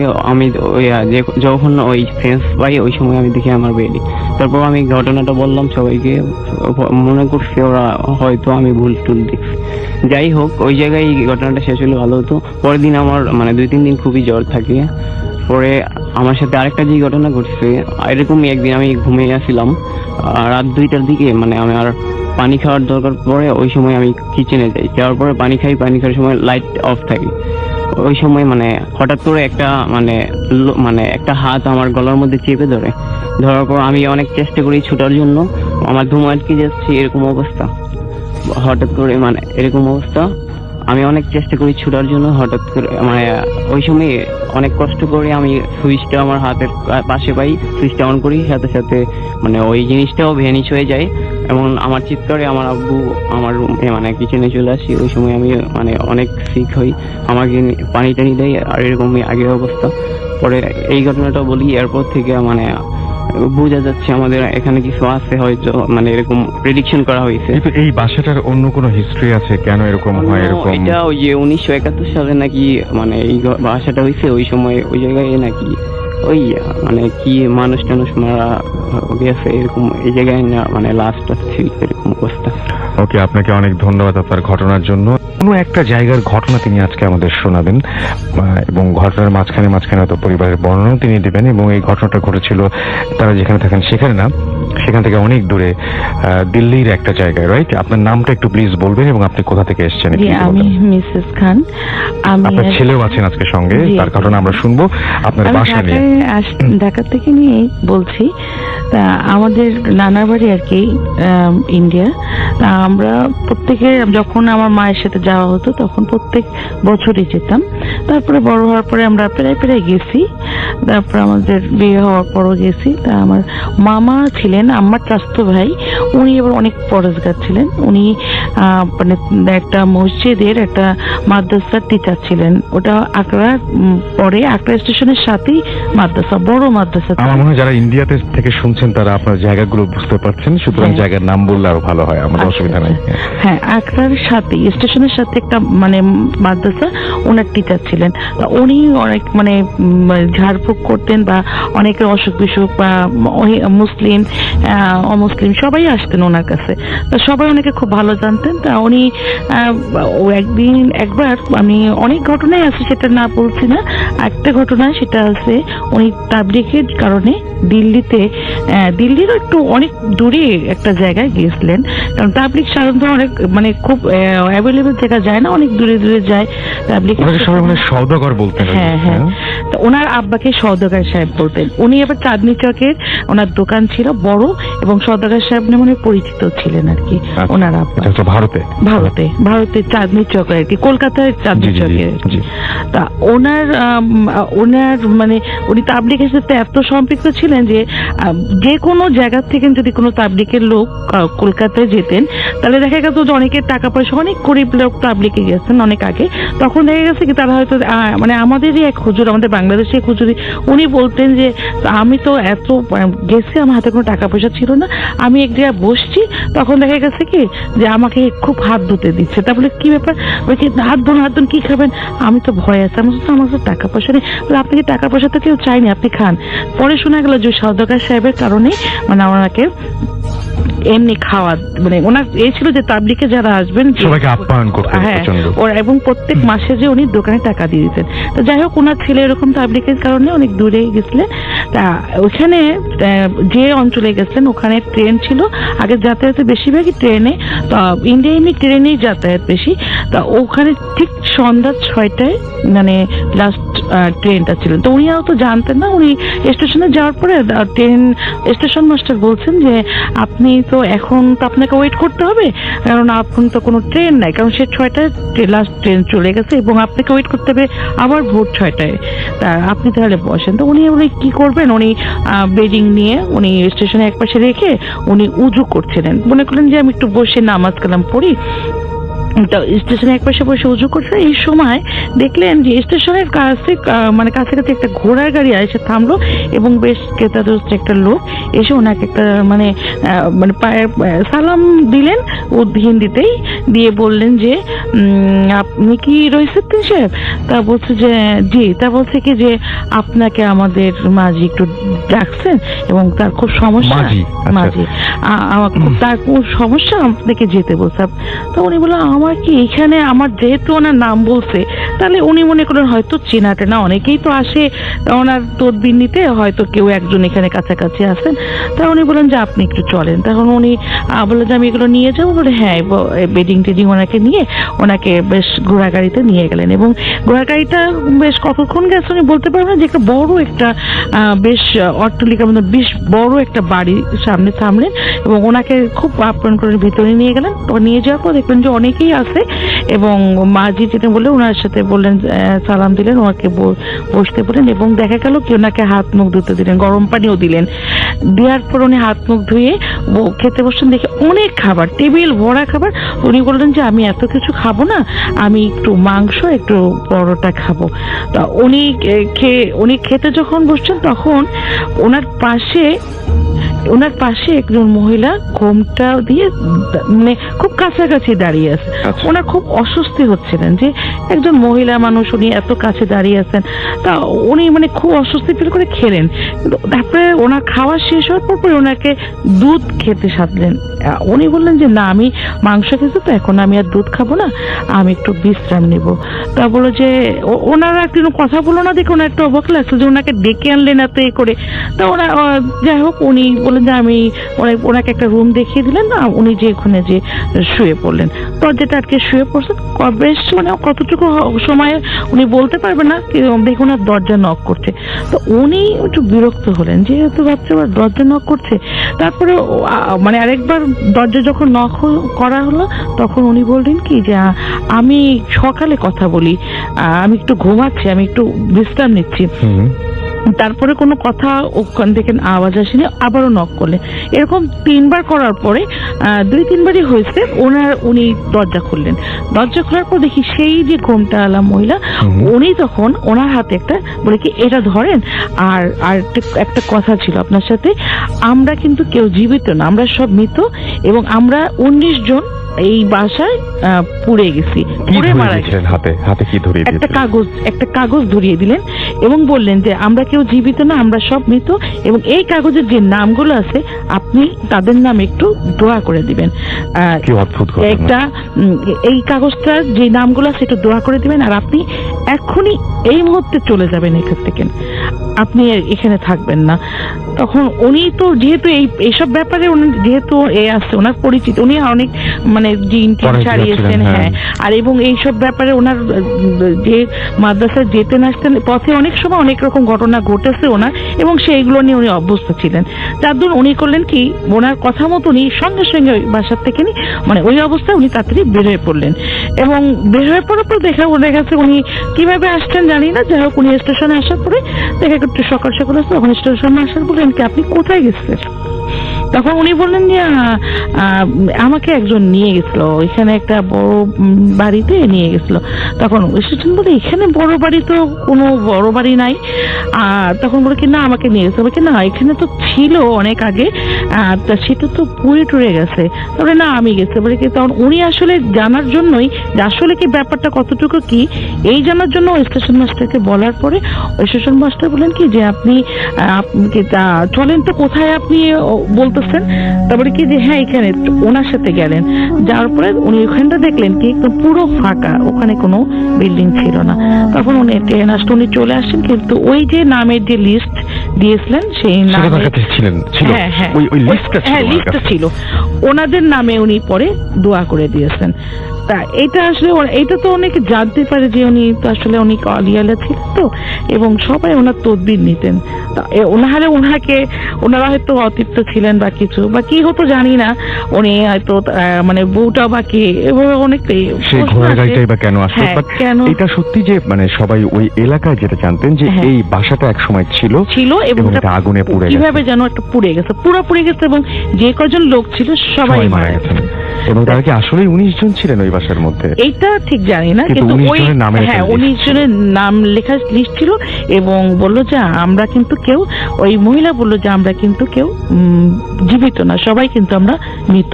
আচ্ছা, আপনাদের এটা তাও কত বছর আগের ঘটনা হবে? এটা তাও অনেক বছর আগের ঘটনা, তো আন্দাজ মানে মোটামুটি 30-35 বছর আগের ঘটনা। এবং আপনাদের সেই বাসাটা এখনো সেখানে আছে? হ্যাঁ, আমাদের নিশ্চিন্তপুরের বাসাটা এখনো আছে, এবং ওখানে ওই মামাদের মানে ওই আমল থেকে নিয়ে কিছু জিন ও বাস করতেন উপরে। উপরে আমাদের বিরাট বাড়ি, ওই উপরে জিনরা এখনো আছেন। উনি মারা যাওয়ার পরে অনেক জ্বালাতন করতেন, কিন্তু বাইরে যখন আরেকটা দুইটা হুজুর আনছিলেন, যে ওনাদের এত উৎপাত বেড়ে গেছে যে অনেক দুটা বাচ্চা মারা গেছিল, তারপরে অনেক কিছু ভাবে ওদের জ্বালাতন করতো, এবং জিনে ধরতো, জিনে ধরে কেঁপে কেঁপে মুখ দিয়ে ফেনা উঠে। সব আপনারা দেখেছেন মোটামুটি? হ্যাঁ, এটা আমি খুব অবাক হচ্ছিলাম যে আপনারা বলছিলেন যে ওই বাসাতে আমরা মাঝে মাঝে রূপকথার গল্পের মতো লাগে যখন শুনি, অনেকে ঘটনা পাঠান যে চুলার ভেতরে পা দিয়ে। আমার আম্মারা ছিলেন 7 ভাই, মানে আম্মার বাপ চাচারা ছিলেন 7 ভাই, তারা হয়ে গেছে কি সবাই একসাথে ছিলেন। যারা বলতে একজন বলছে মেজো নানি আর সেজো নানি বলছে কি এই মেজো একটু চুলার ধারে যা, আমি আসতেছি। উনি রান্না করতে বের হয়ে গেছে যে একটু রুটিগুলো একটু সেঁকে দে। তা উনি যখন আবার ফিরে আসে দেখে কি দরজার কাছে দাঁড়াচ্ছে, দেখে কি হাত পা, আমরা তো মানে গল্পে শুনতাম যে হাত পা চুলের মধ্যে দিয়ে আগুন জ্বালাচ্ছে, দেখে কি ঠিক হাত পা সব ঢুকায় ঘোমটা পরে কে জানে বসে আছে। তখনই উনি বুঝে গেছে যে কিছু একটা, উনি আর কোনো কথা না বলে উনি চলে আসছে। তা তারপর দেখা গেছে কি আর নাই, কিন্তু এরকম দেখতেনি। ওকে, আমরা আবারও আপনার কাছে ফিরে আসবো, আমরা সেই ঘটনাটা একটু শুনি। আপনার নামটা একটু প্লিজ বলবেন, এবং আপনি তো এসেছেন ধানমন্ডি থেকে, দুজনই আপনারা ধানমন্ডি থেকে এসেছেন, আপনার ঘটনাটা আমরা শুনি। আমি ফাহিম। যে এই ঘটনাটা আমার আম্মু, বোন আর আমার সাথে ঘটে যাওয়া একটা ঘটনা। এই 6 মাস আগের এই ঘটনা। জি। একদিন ওই দিনই সন্ধ্যাবেলা আম্মু নামাজ পড়তে বসে, সে একটা অসুস্থ ফিল করতে থাকে, যে কে জানি তাকে মানে জ্বর ভাব আসছে। তারপর সে প্রতিদিন সূরা ওয়াকিয়া বিভিন্ন সূরা পড়ে আমাদের ফু দেয়, কিন্তু সেদিন তার সূরা পড়া হয়নি কোন একটা কারণে। তারপরে সেদিন সে অনুভব করে যে তার পিছনে কে জানি দাঁড়িয়ে আছে।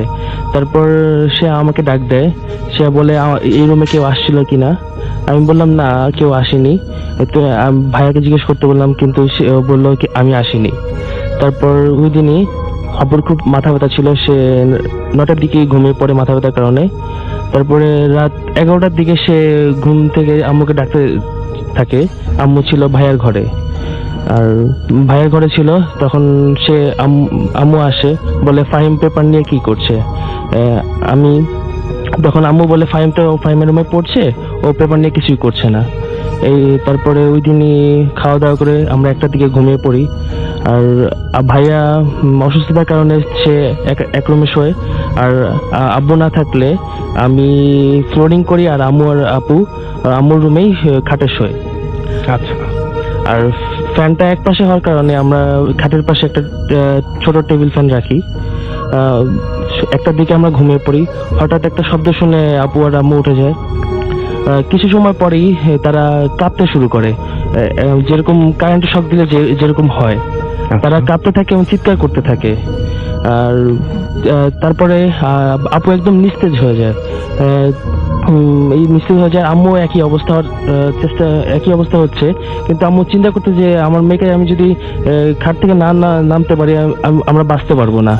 সে এবং পুরোপুরি মনে হচ্ছে যে মানে ইলেকট্রিক শক খেলে যেরকম হয় সেই একদম ব্যাপারটা সেরকম হচ্ছে। আপুকে সে আপুর হাত ধরে টান দিয়ে আমার উপর পড়ে যায়। আমি যেহেতু ফ্লোরিং করি, আমার ঘুম ভেঙে যায়।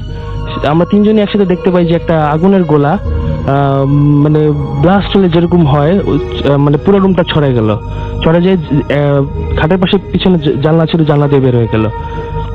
দেখে আমরা পুরো ভয়ে অনেকক্ষণ জড়ো হয়েছিলাম। আম্মু বলল, আমি সাহস করে দেখতেছিলাম যে কারেন্ট হয়েছে, ক্ষতি হতে পারে, আমি উঠে লাইট জ্বালাই, কিন্তু আম্মু বললো না, উঠতে দিল না, বাধা দিল, বললো কারেন্ট হয়ে গেছে তুমি উঠো না। আমি বললাম পুরো ঘরটাই মনে হচ্ছে যে একদম যেখানে হাত দিব সেখানেই শর্ট খাবো। আমি বললাম খাট কারেন্ট হওয়ার কোনো প্রশ্নই আসে না, এটা কাঠের। আর আমি মেঝেতে হাত দিলাম, বললাম কোনো সমস্যা নেই, আমি উঠে লাইট জ্বালাই।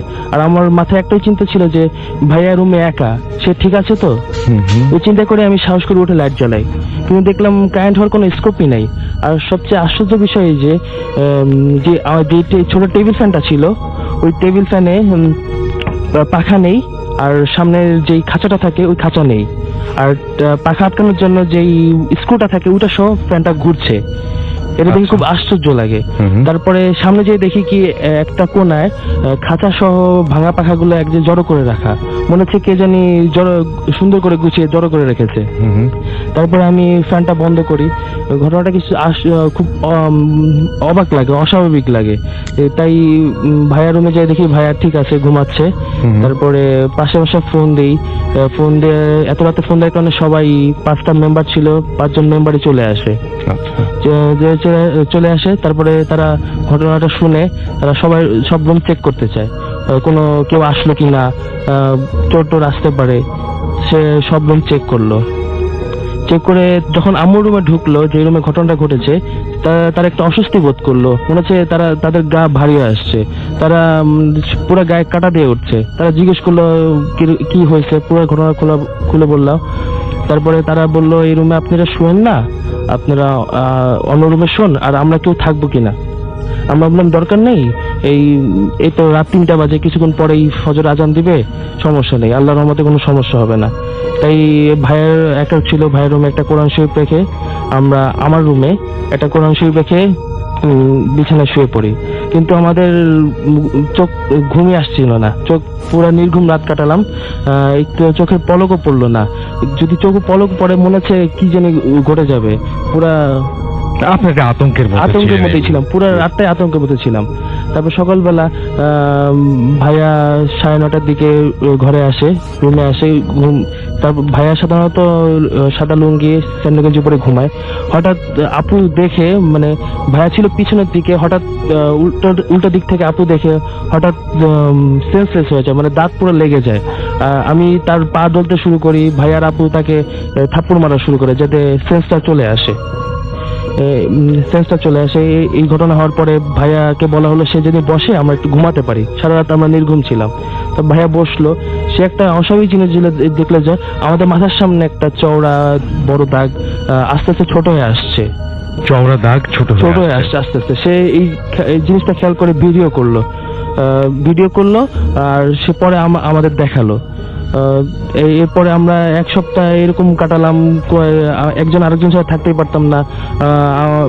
আমরা 3জনই, আপু, আম্মু আর আমি 1 সপ্তাহ পুরো গোসল ছাড়াই কাটিয়েছি। এক জায়গায় গেলে, কোথাও গেলে আপনারা সবসময় একসাথেই থাকতেন, কোনো সময় আলাদা হয়নি। তারপরে আমার মনে হচ্ছে আমি যদি কোনো কাজ করতে যাই, মনে হচ্ছে সামনে থেকে কোনো একটা বিকৃত চেহারা আমার দিকে ধেয়ে আসতেছে। খুব ভয়ের মধ্যেই থাকতাম। আর তারপরে 1 সপ্তাহ পরে বাড্ডার এক মসজিদ ইমামকে ডাকা হলো ঘরে। সে ঘরে আসলো, আমাদের সবাইকে বাড়ি যেতে বললো। সেই ঘটনাস্থলে সেই রুমটায় একা ছিল আধা ঘন্টা, 1.5 থেকে আধা ঘন্টা হবে সে ছিল। পরে আমাদের সবাই ডাকলো, বললো যে এই ঘরে কোনো জানলা অনেকদিন ধরে বা জানলা দরজা বন্ধ কিনা। তখন ঘটনা আশ্চর্য বিষয় কি, যে আগুনের গোলাটা যেই সাইড দিয়ে বের হয়ে গেছে ওইখানেই জানলা একটা বন্ধ ছিল। ওই চাকাগুলো শক্ত হওয়ার কারণে জানলা খোলা হতো না। তারপরে আমাদের পড়া পানি দিল, ঘরে ছিটানোর জন্য পানি দিল। আমাদের গোসল করার জন্য পানি দিল, ঘরে ছিটাতাম। আপনাদের মুখে পানি দিয়েছিল বলে? মুখে পানি বলছে যাতে এই ভয়টা কেটে যায়। এবার তিন দিন পানি দিয়ে বললো কিছুটা ভয় কমেছে, কিন্তু এই আতঙ্কটা আর যায়নি। আমরা এখনো ঘুমাতে পারি না ঠিক মতো। আচ্ছা, আমি যদি ওনার কাছে শুনি জিনিসটা, মানে আমি যদি বলি যে আপনাদের এই সমস্যাগুলো কি এখনো চলছে বাসায়? হ্যাঁ, এখনো চলছে। কারণ ওই যে ওর যেটা বললো যে আসলে যে আতঙ্কটা, মানে ও তো আসলে বোঝেনি ওভাবে, কিন্তু ও যে হুজুরটা আসলে যে পানিটা দিয়ে মানে দিল, বললো যে কার গায়ে জোর কষে, মানে উনি যখন দেয় বলে যে কার গায়ে যত জোরে দেবে সে এই পানিটা দিতে পারবে। তখন বলে যে উজু করে আসো, আমার বড় ছেলে বলে আমি জোরে দেবো, মানে এত জোরে দিচ্ছে যে মুখটা জ্বলে গেছে। পানিটা নিয়ে খুব জোরে 3 বার করে মারতে বলো। ওর পরে থেকে মনে হলো যে না, আমাদের চোখের সামনে যে একটা ভয়ঙ্কর ভাবটা ওটা চলে গেছে। আপনারা কি মানে বাসার মেম্বাররা অনেক সময় অস্বাভাবিক, এই যে আগুনের গোলা দেখেছেন, এছাড়া অস্বাভাবিক কিছু চোখে পড়ে আপনাদের? অস্বাভাবিক কিছু চোখে পড়ে না, কিন্তু আমাদের যে বাসার একটা ইয়ে আছে যে কোনো ঘড়ি ঠিক থাকে না।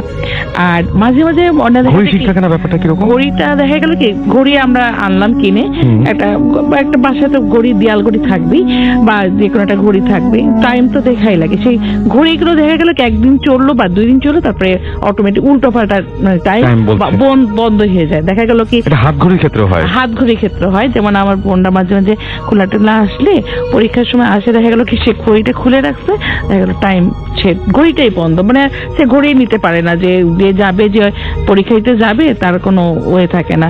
আর তারপরে এরকম অনেকেই গিফট করতো, যে আমাদের এই ঘড়ির রহস্যের জন্য সবাই খুব মজা করে গিফট করতো, কিন্তু সেই ঘড়ি দেখা গেল 2 দিন পরেই নষ্ট। তারপর আমার বোন একটা দিচ্ছিল ডিজিটাল ঘড়ি, যেটা কারেন্টে দিয়ে রাখলে চলবে, সেইটাও 2 দিন পরে ওটাও নষ্ট হয়ে গেছে। কিন্তু তারপরে এই তো আসি। আর আমাদের দেখা গেল কি মাঝে মাঝে মনে হয় কি আমাদের একটা লেদার চেয়ার আছে, কে জানে চেয়ারের উপর বসলে যে একটা কচকচ করে আওয়াজ হয়, ওই আওয়াজটা মানে হয়। আর উঠে গেলেও যে একটা আওয়াজ বুঝি, সেটা বোঝা যায় একজন কেউ উঠে যাচ্ছে। আর মানে কেউ রাত্রে ভালো কি ফ্রিজটা কেউ টান দিয়ে খুললো, এরকম আমরা দেখিনি যে খুলছে, কিন্তু বোঝা যাচ্ছে যে খুলছে বা বন্ধ করছে। আর একটা এসি আছে রুমে, এসিটা অটোমেটিক চলা শুরু করে দেয়, আবার বন্ধ হয়ে যায়, সুইচ না অন করলেও দেখা গেল চলছে। আর টিভি বন্ধ করে তো শুনছি, এর মধ্যে একদিন টিভি বন্ধ করে শুনছি, আমার বাচ্চারা বলছে না তুমি ভুল করছো, হয়তো কোনো না বন্ধ করছে, দেখেছি অটোমেটিক টিভি চলতেছে রাত্রির বেলা। আমার ঘুম হয় না ওই রুমে থাকলে, আমরা সবাই মিলে যদিও শুয়ে থাকি কিন্তু ঘুম হয় না, চারিদিকে রাত্রে লাইট জ্বালায় রাখি। আর মানে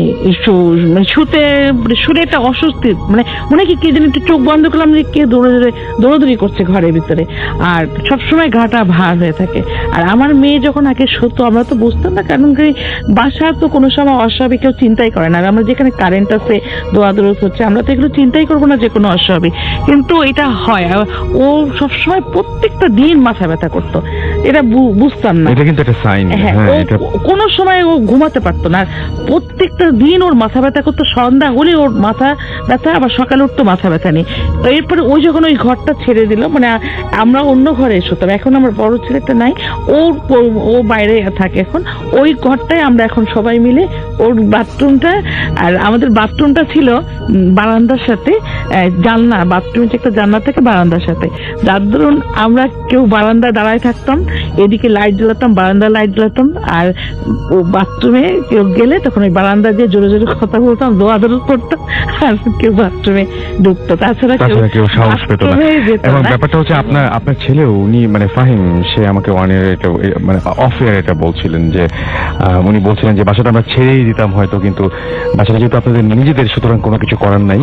এবং আপনি এটাও আমি শুনলাম ওনার কাছে যে আপনাদের ওই অ্যাপার্টমেন্টের আরো যে সমস্ত বাসা আছে, অনেকেই এটা বলে, হ্যাঁ কমপ্লেন আছে এবং অনেকেই দেখেছে। তারপর উপরে একটা মসজিদ তৈরি করার পরে একবারও আসলে অনেকে ফ্ল্যাট বাড়িতে থাকলে যাটা হয়, কারোর সাথে কারোর কথা হয় না, দেখা হয় না, কিন্তু মানে সবাই এটা মানে ফিল করে। দেখা গেল হঠাৎ করে একটা অনুষ্ঠান হলো, যারা হয়তো মালিক পক্ষ দাওয়াত দিল, আমরা হয়তো বললাম, দেখা গেল কি একজন বলছে যে না এরকম ঝামেলা। আপনারা বেশ উপরে একটা মসজিদ দিয়েছেন আপনাদের সবার জন্য, এবং তারপর থেকে সমস্যা এখন অনেকটাই কম। এবং এই যে জানলা খোলা ব্যাপারটা, এই জন্য আসলে ঘর বাড়ি সবসময় খুলে বাইরের একটা সংযোগ রাখা দরকার। একদম। অনেক ধন্যবাদ আপনাদের। আমরা চলে যাব আমাদের ঘটনায়। জানাই এবং আমাদের সাথে আরো নতুন একজন অতিথি যোগ দিয়েছেন এবং মারুফ শুভ, আমরা তার কাছে শুনবো তার ঘটনা, এবং তিনি এর আগেও এসেছেন, সুতরাং পরিচয় দেওয়ার সমস্যা নেই, পরিচয় দেওয়ার দরকার নেই, আমরা সরাসরি তার ঘটনায় যাব। আপনার ঘটনাটা কোথায় ঘটেছিল আমাদের একটু প্লিজ বলেন। আসলে ভাই এই ঘটনাটা ঘটেছিল সিলেটে। ওকে, আমরা শুনি ঘটনা। হ্যালো এভরিওয়ান, আমি মারুফ শুভ, মিরপুর থেকে এসেছি। আজকে আপনাদের সাথে আমি যে স্টোরিটা শেয়ার করব সেটা আমার এক সিনিয়র ভাইয়ের কাছ থেকে শোনা। ঘটনাটা ঘটেছিল সিলেটে। তো সে আমাকে যেভাবে স্টোরিটা বলেছে আমি আপনাদের সাথে ঠিক সেভাবে শেয়ার করছি।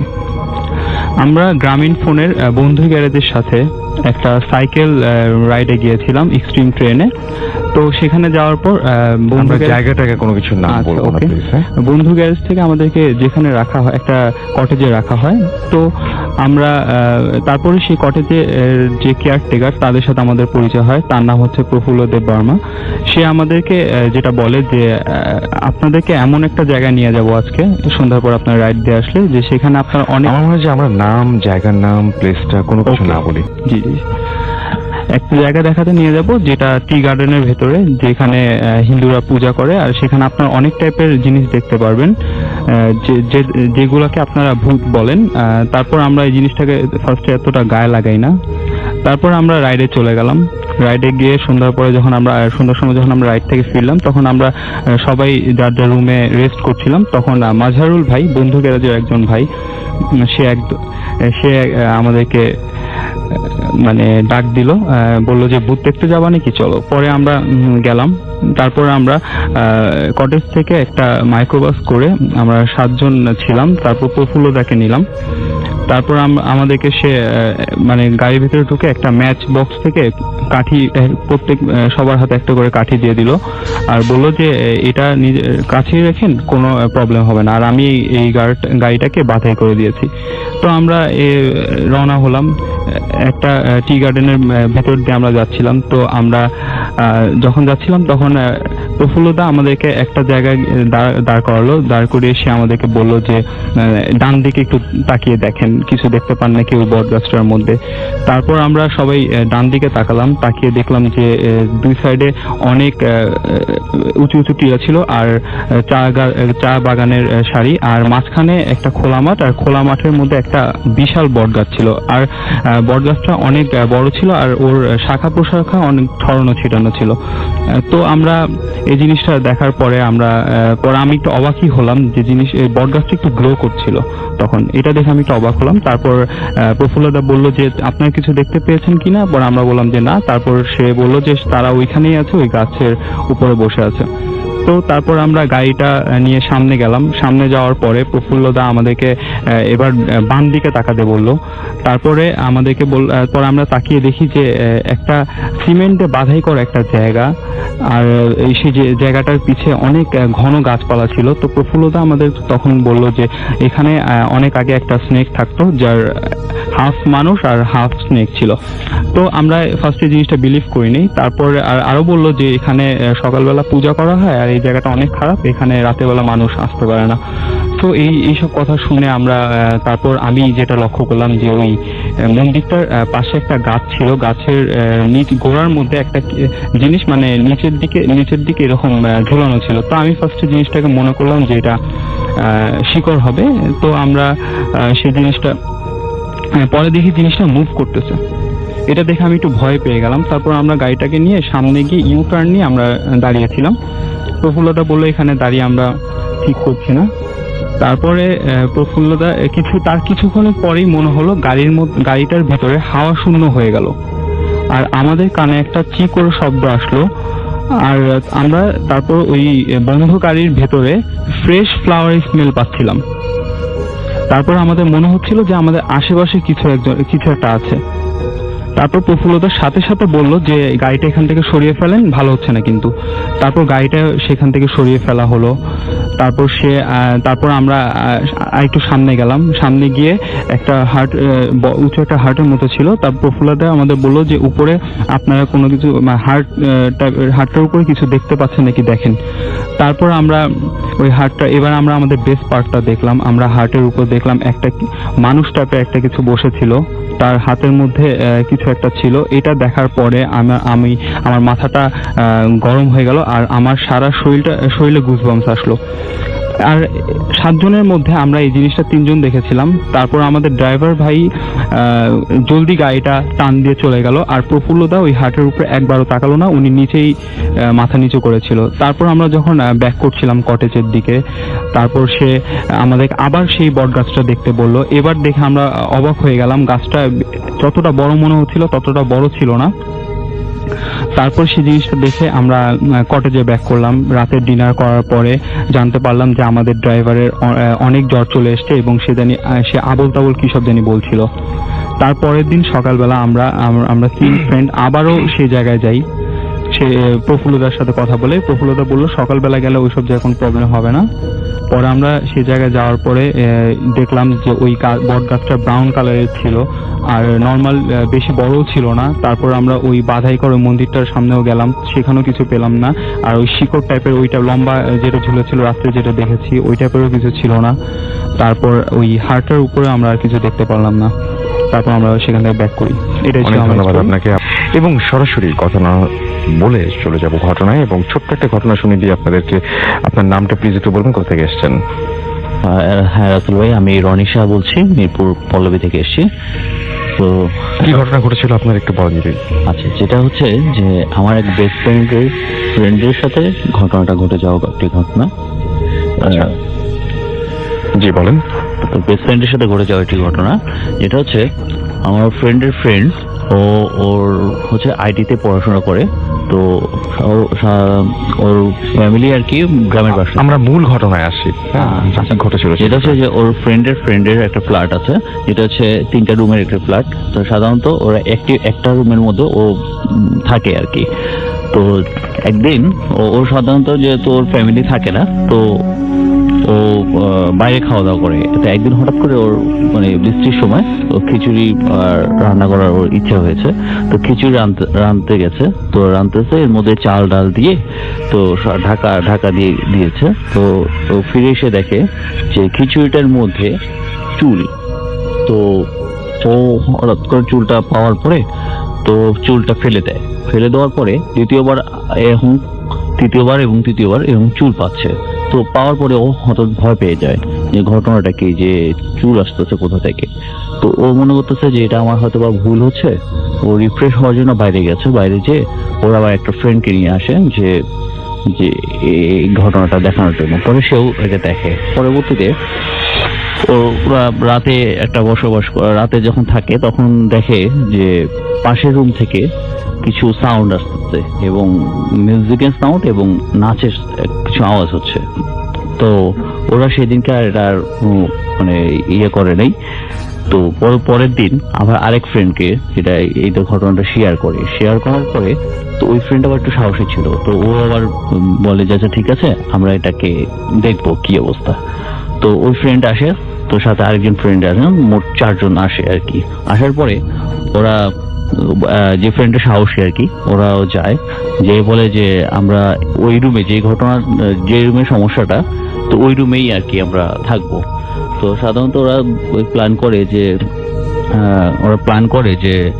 ওরা কার্ড খেলবে রুমের মধ্যে। তো ওরা পার্টি বিছিয়ে কার্ড খেলা শুরু করে। এই মুহূর্তে কারেন্ট চলে যাওয়ার পরে তো যার ফ্ল্যাট আর কি, ওকে বলে যে আচ্ছা তোর ফ্ল্যাটে কি মোম আছে, মোম যদি থাকে তাহলে মোম নিয়ে।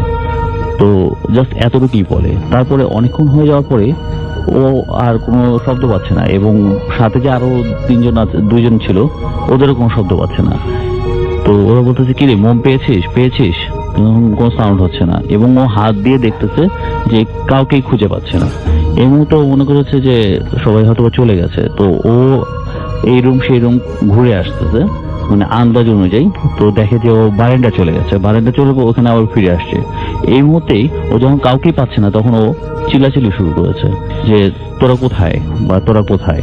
যখন খুব চিৎকার করে উঠে, তখন এই মুহূর্তে কারেন্ট চলে আসার পরে তখন সবাই ওকে এসে ধরে যে কি হয়েছে, তুই চিৎকার করতেছিস কেন? তো তখন বলতেছে যে তোরা এতক্ষণ কোথায় ছিলি? আমি যে চিৎকার করতেছি কোথায়? আমরা তো এখানেই ছিলাম। এবং তখন ঘটনাটা হচ্ছে যে আরেক ফ্রেন্ড বলতেছে যে আচ্ছা তুই যে কখন উঠলি? আমরা চারজনই তো চারজনের হাত ধরেছিলাম, কিন্তু তুই কখন উঠলি? তো ঘটনাটা হচ্ছে এরকমই আর কি, যে ওই ফ্ল্যাটের মধ্যে এই ধরনেরই মানে প্যারানর্মাল ইয়া হয় আর কি।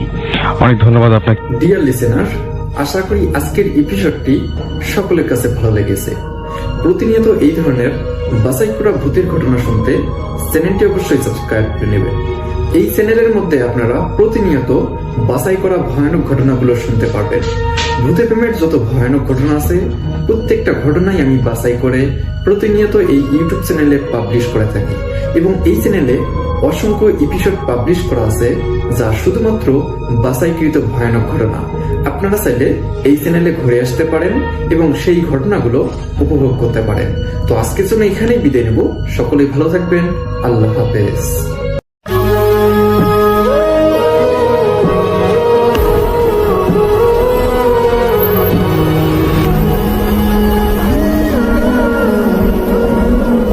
আসসালামু আলাইকুম প্রিয় লিসেনার্স, আশা করছি আপনারা সবাই ভালো আছেন এবং ভালো চলে আছেন।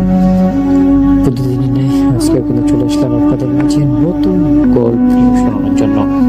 তাই আর যারা যারা ভিডিওটি প্লে করেছেন, আশা করবো ভিডিওটি শেষ পর্যন্ত সাথেই থাকবেন। গল্পটি আমাদের কাছে লিখছেন ফরিদ থেকে মোহাম্মদ নাসিম। তিনি যদি আমাদের আজকের ভিডিওটি শুনে থাকেন তাহলে অবশ্যই আপনার কমেন্ট করার চেষ্টা করবেন। রাত তখন প্রায় 2টা বাজে। শহরের প্রাচীন আল নূর হাসপাতালটা নিস্তব্ধ। বাহিরে শুধু বাতাসের গুঞ্জন আর মাঝে মাঝে কুকুরের হুহু ডাক। হাসপাতালটা একসময় খুব ব্যস্ত ছিল। কয়েক বছর আগে এক ভয়াবহ আগুনে একসাথে প্রায় 17 জন রোগী মারা যায়। তারপর থেকেই লোকেরা বলে সেই মৃতদের আত্মারা এখনো এই ভবনের ভিতরে ঘোরাফেরা করে। নাইট শিফটে ডিউটিরত নার্স রুবি নতুন চাকরি, 1ম মাস চলছে। সবাই ওকে আগেই সাবধান করে দিয়েছে রাতের 12টার পর 2য় তলার পুরনো ওয়ার্ডে যেন কোনোভাবেই না যায়। কিন্তু সেই দিন এক রিপোর্ট নেওয়ার জন্য রুবিকে যেতেই হলো সেই ওয়ার্ড নাম্বার 13-তে। দরজাটা আধো খোলা ছিল। ভিতরে ঢুকতেই একটা ঠান্ডা হাওয়া গায়ের উপর দিয়ে বয়ে গেল রুবির। টর্চ জ্বালালো, দেখলো বিছানাগুলো ফাঁকা, তবুও বাতাসে এক ধরনের ওষুধের গন্ধের সঙ্গে পচা দেহের গন্ধ মিশে আছে। হঠাৎ কোথা থেকে একটু শব্দ, চুপ, রুগীরা ঘুমাচ্ছে। রুবি থমকে দাঁড়ালো, চারদিকে তাকালো, কেউ নেই। কিন্তু হঠাৎই সে দেখলো একটা বিছানার চাদর নড়ছে। চোখ কচলিয়ে তাকাতেই দেখলো একজন পুড়ে যাওয়া রোগী সেখানে বসে আছে। চোখ দুটো লাল টকটকে জ্বলছে। তুমি কেন? তোমাদের শাস্তি নিতে এলে? রুবি চিৎকার করতে চাইলো, কিন্তু গলা দিয়ে কোনো আওয়াজ। একদম মনে হচ্ছে গলাটা কেউ পিছন থেকে চাপ দিয়ে ধরে আছে। তারপর কোনো কিছু হুঁশ না পেয়ে সে পিছনের দরজা বন্ধ হওয়ার একটা শব্দ পেল, ঠাস করে। তারপর রুমের আলো সব নিভে গেল। চারদিকে শুধু ফিসফিসানি, আমাদের ফেরাও, আগুন আগুন। মানুষ একসঙ্গে বাঁচার জন্য আত্মনাদ করতেছে, এমন রুবির কানে বারবার। আসলে কোনো কিছু করতে পারতেছে না, কাউকে ডাকতে পারতেছে না, মুখ দিয়ে কোনো কথা বলতে পারতেছে না, এমনকি নিজের প্রকাশ করতে পারছে না। হঠাৎ করে সে দৌড়তে লাগলো করিডোর ধরে, কিন্তু করিডোরটা যেন শেষই হচ্ছে না। এক জায়গায় ঘুরে ফিরে আবার চলে আসতেছে, আবার দৌড়াচ্ছে, আবার চলে আসতেছে, এরকম একটা অবস্থা। দেওয়ালে হঠাৎ আগুনের ছায়া পড়লো, চিৎকার, ধোয়া, দগ্ধ মুখ। রুবি মেঝেতে পড়ে গেল। মেঝেতে পড়ে যাওয়ার কিছুক্ষণ পরেই সে জ্ঞান হারিয়ে ফেলল।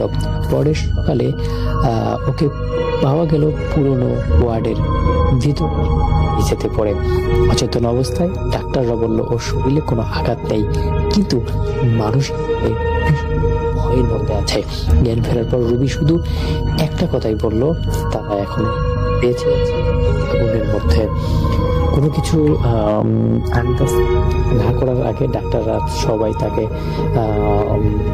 অ্যানাস্থেসিয়া দিয়ে ঘুম পাড়িয়ে দিল এবং সবকিছু ঠিকঠাক ছিল। কিন্তু হঠাৎ করে একজন লোক আসলো, মানে সাংবাদিক এসে জানার চেষ্টা করলো যে আসলে একজন নার্স কালকে এরকম অবস্থা,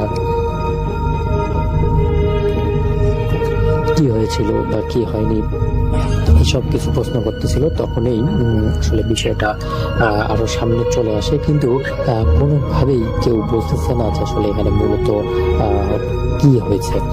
তো যাই হোক, তারপর সেই যে কি বলে ইয়া ছিল, যে সাংবাদিক ছিল, ওই সাংবাদিক মানে এটা জানার চেষ্টা করলো যে আসলে সেখানে কি হয়েছে বা কেনই বা হঠাৎ করে সেই রুমটাকে মানুষ এত বেশি ভয় পায়।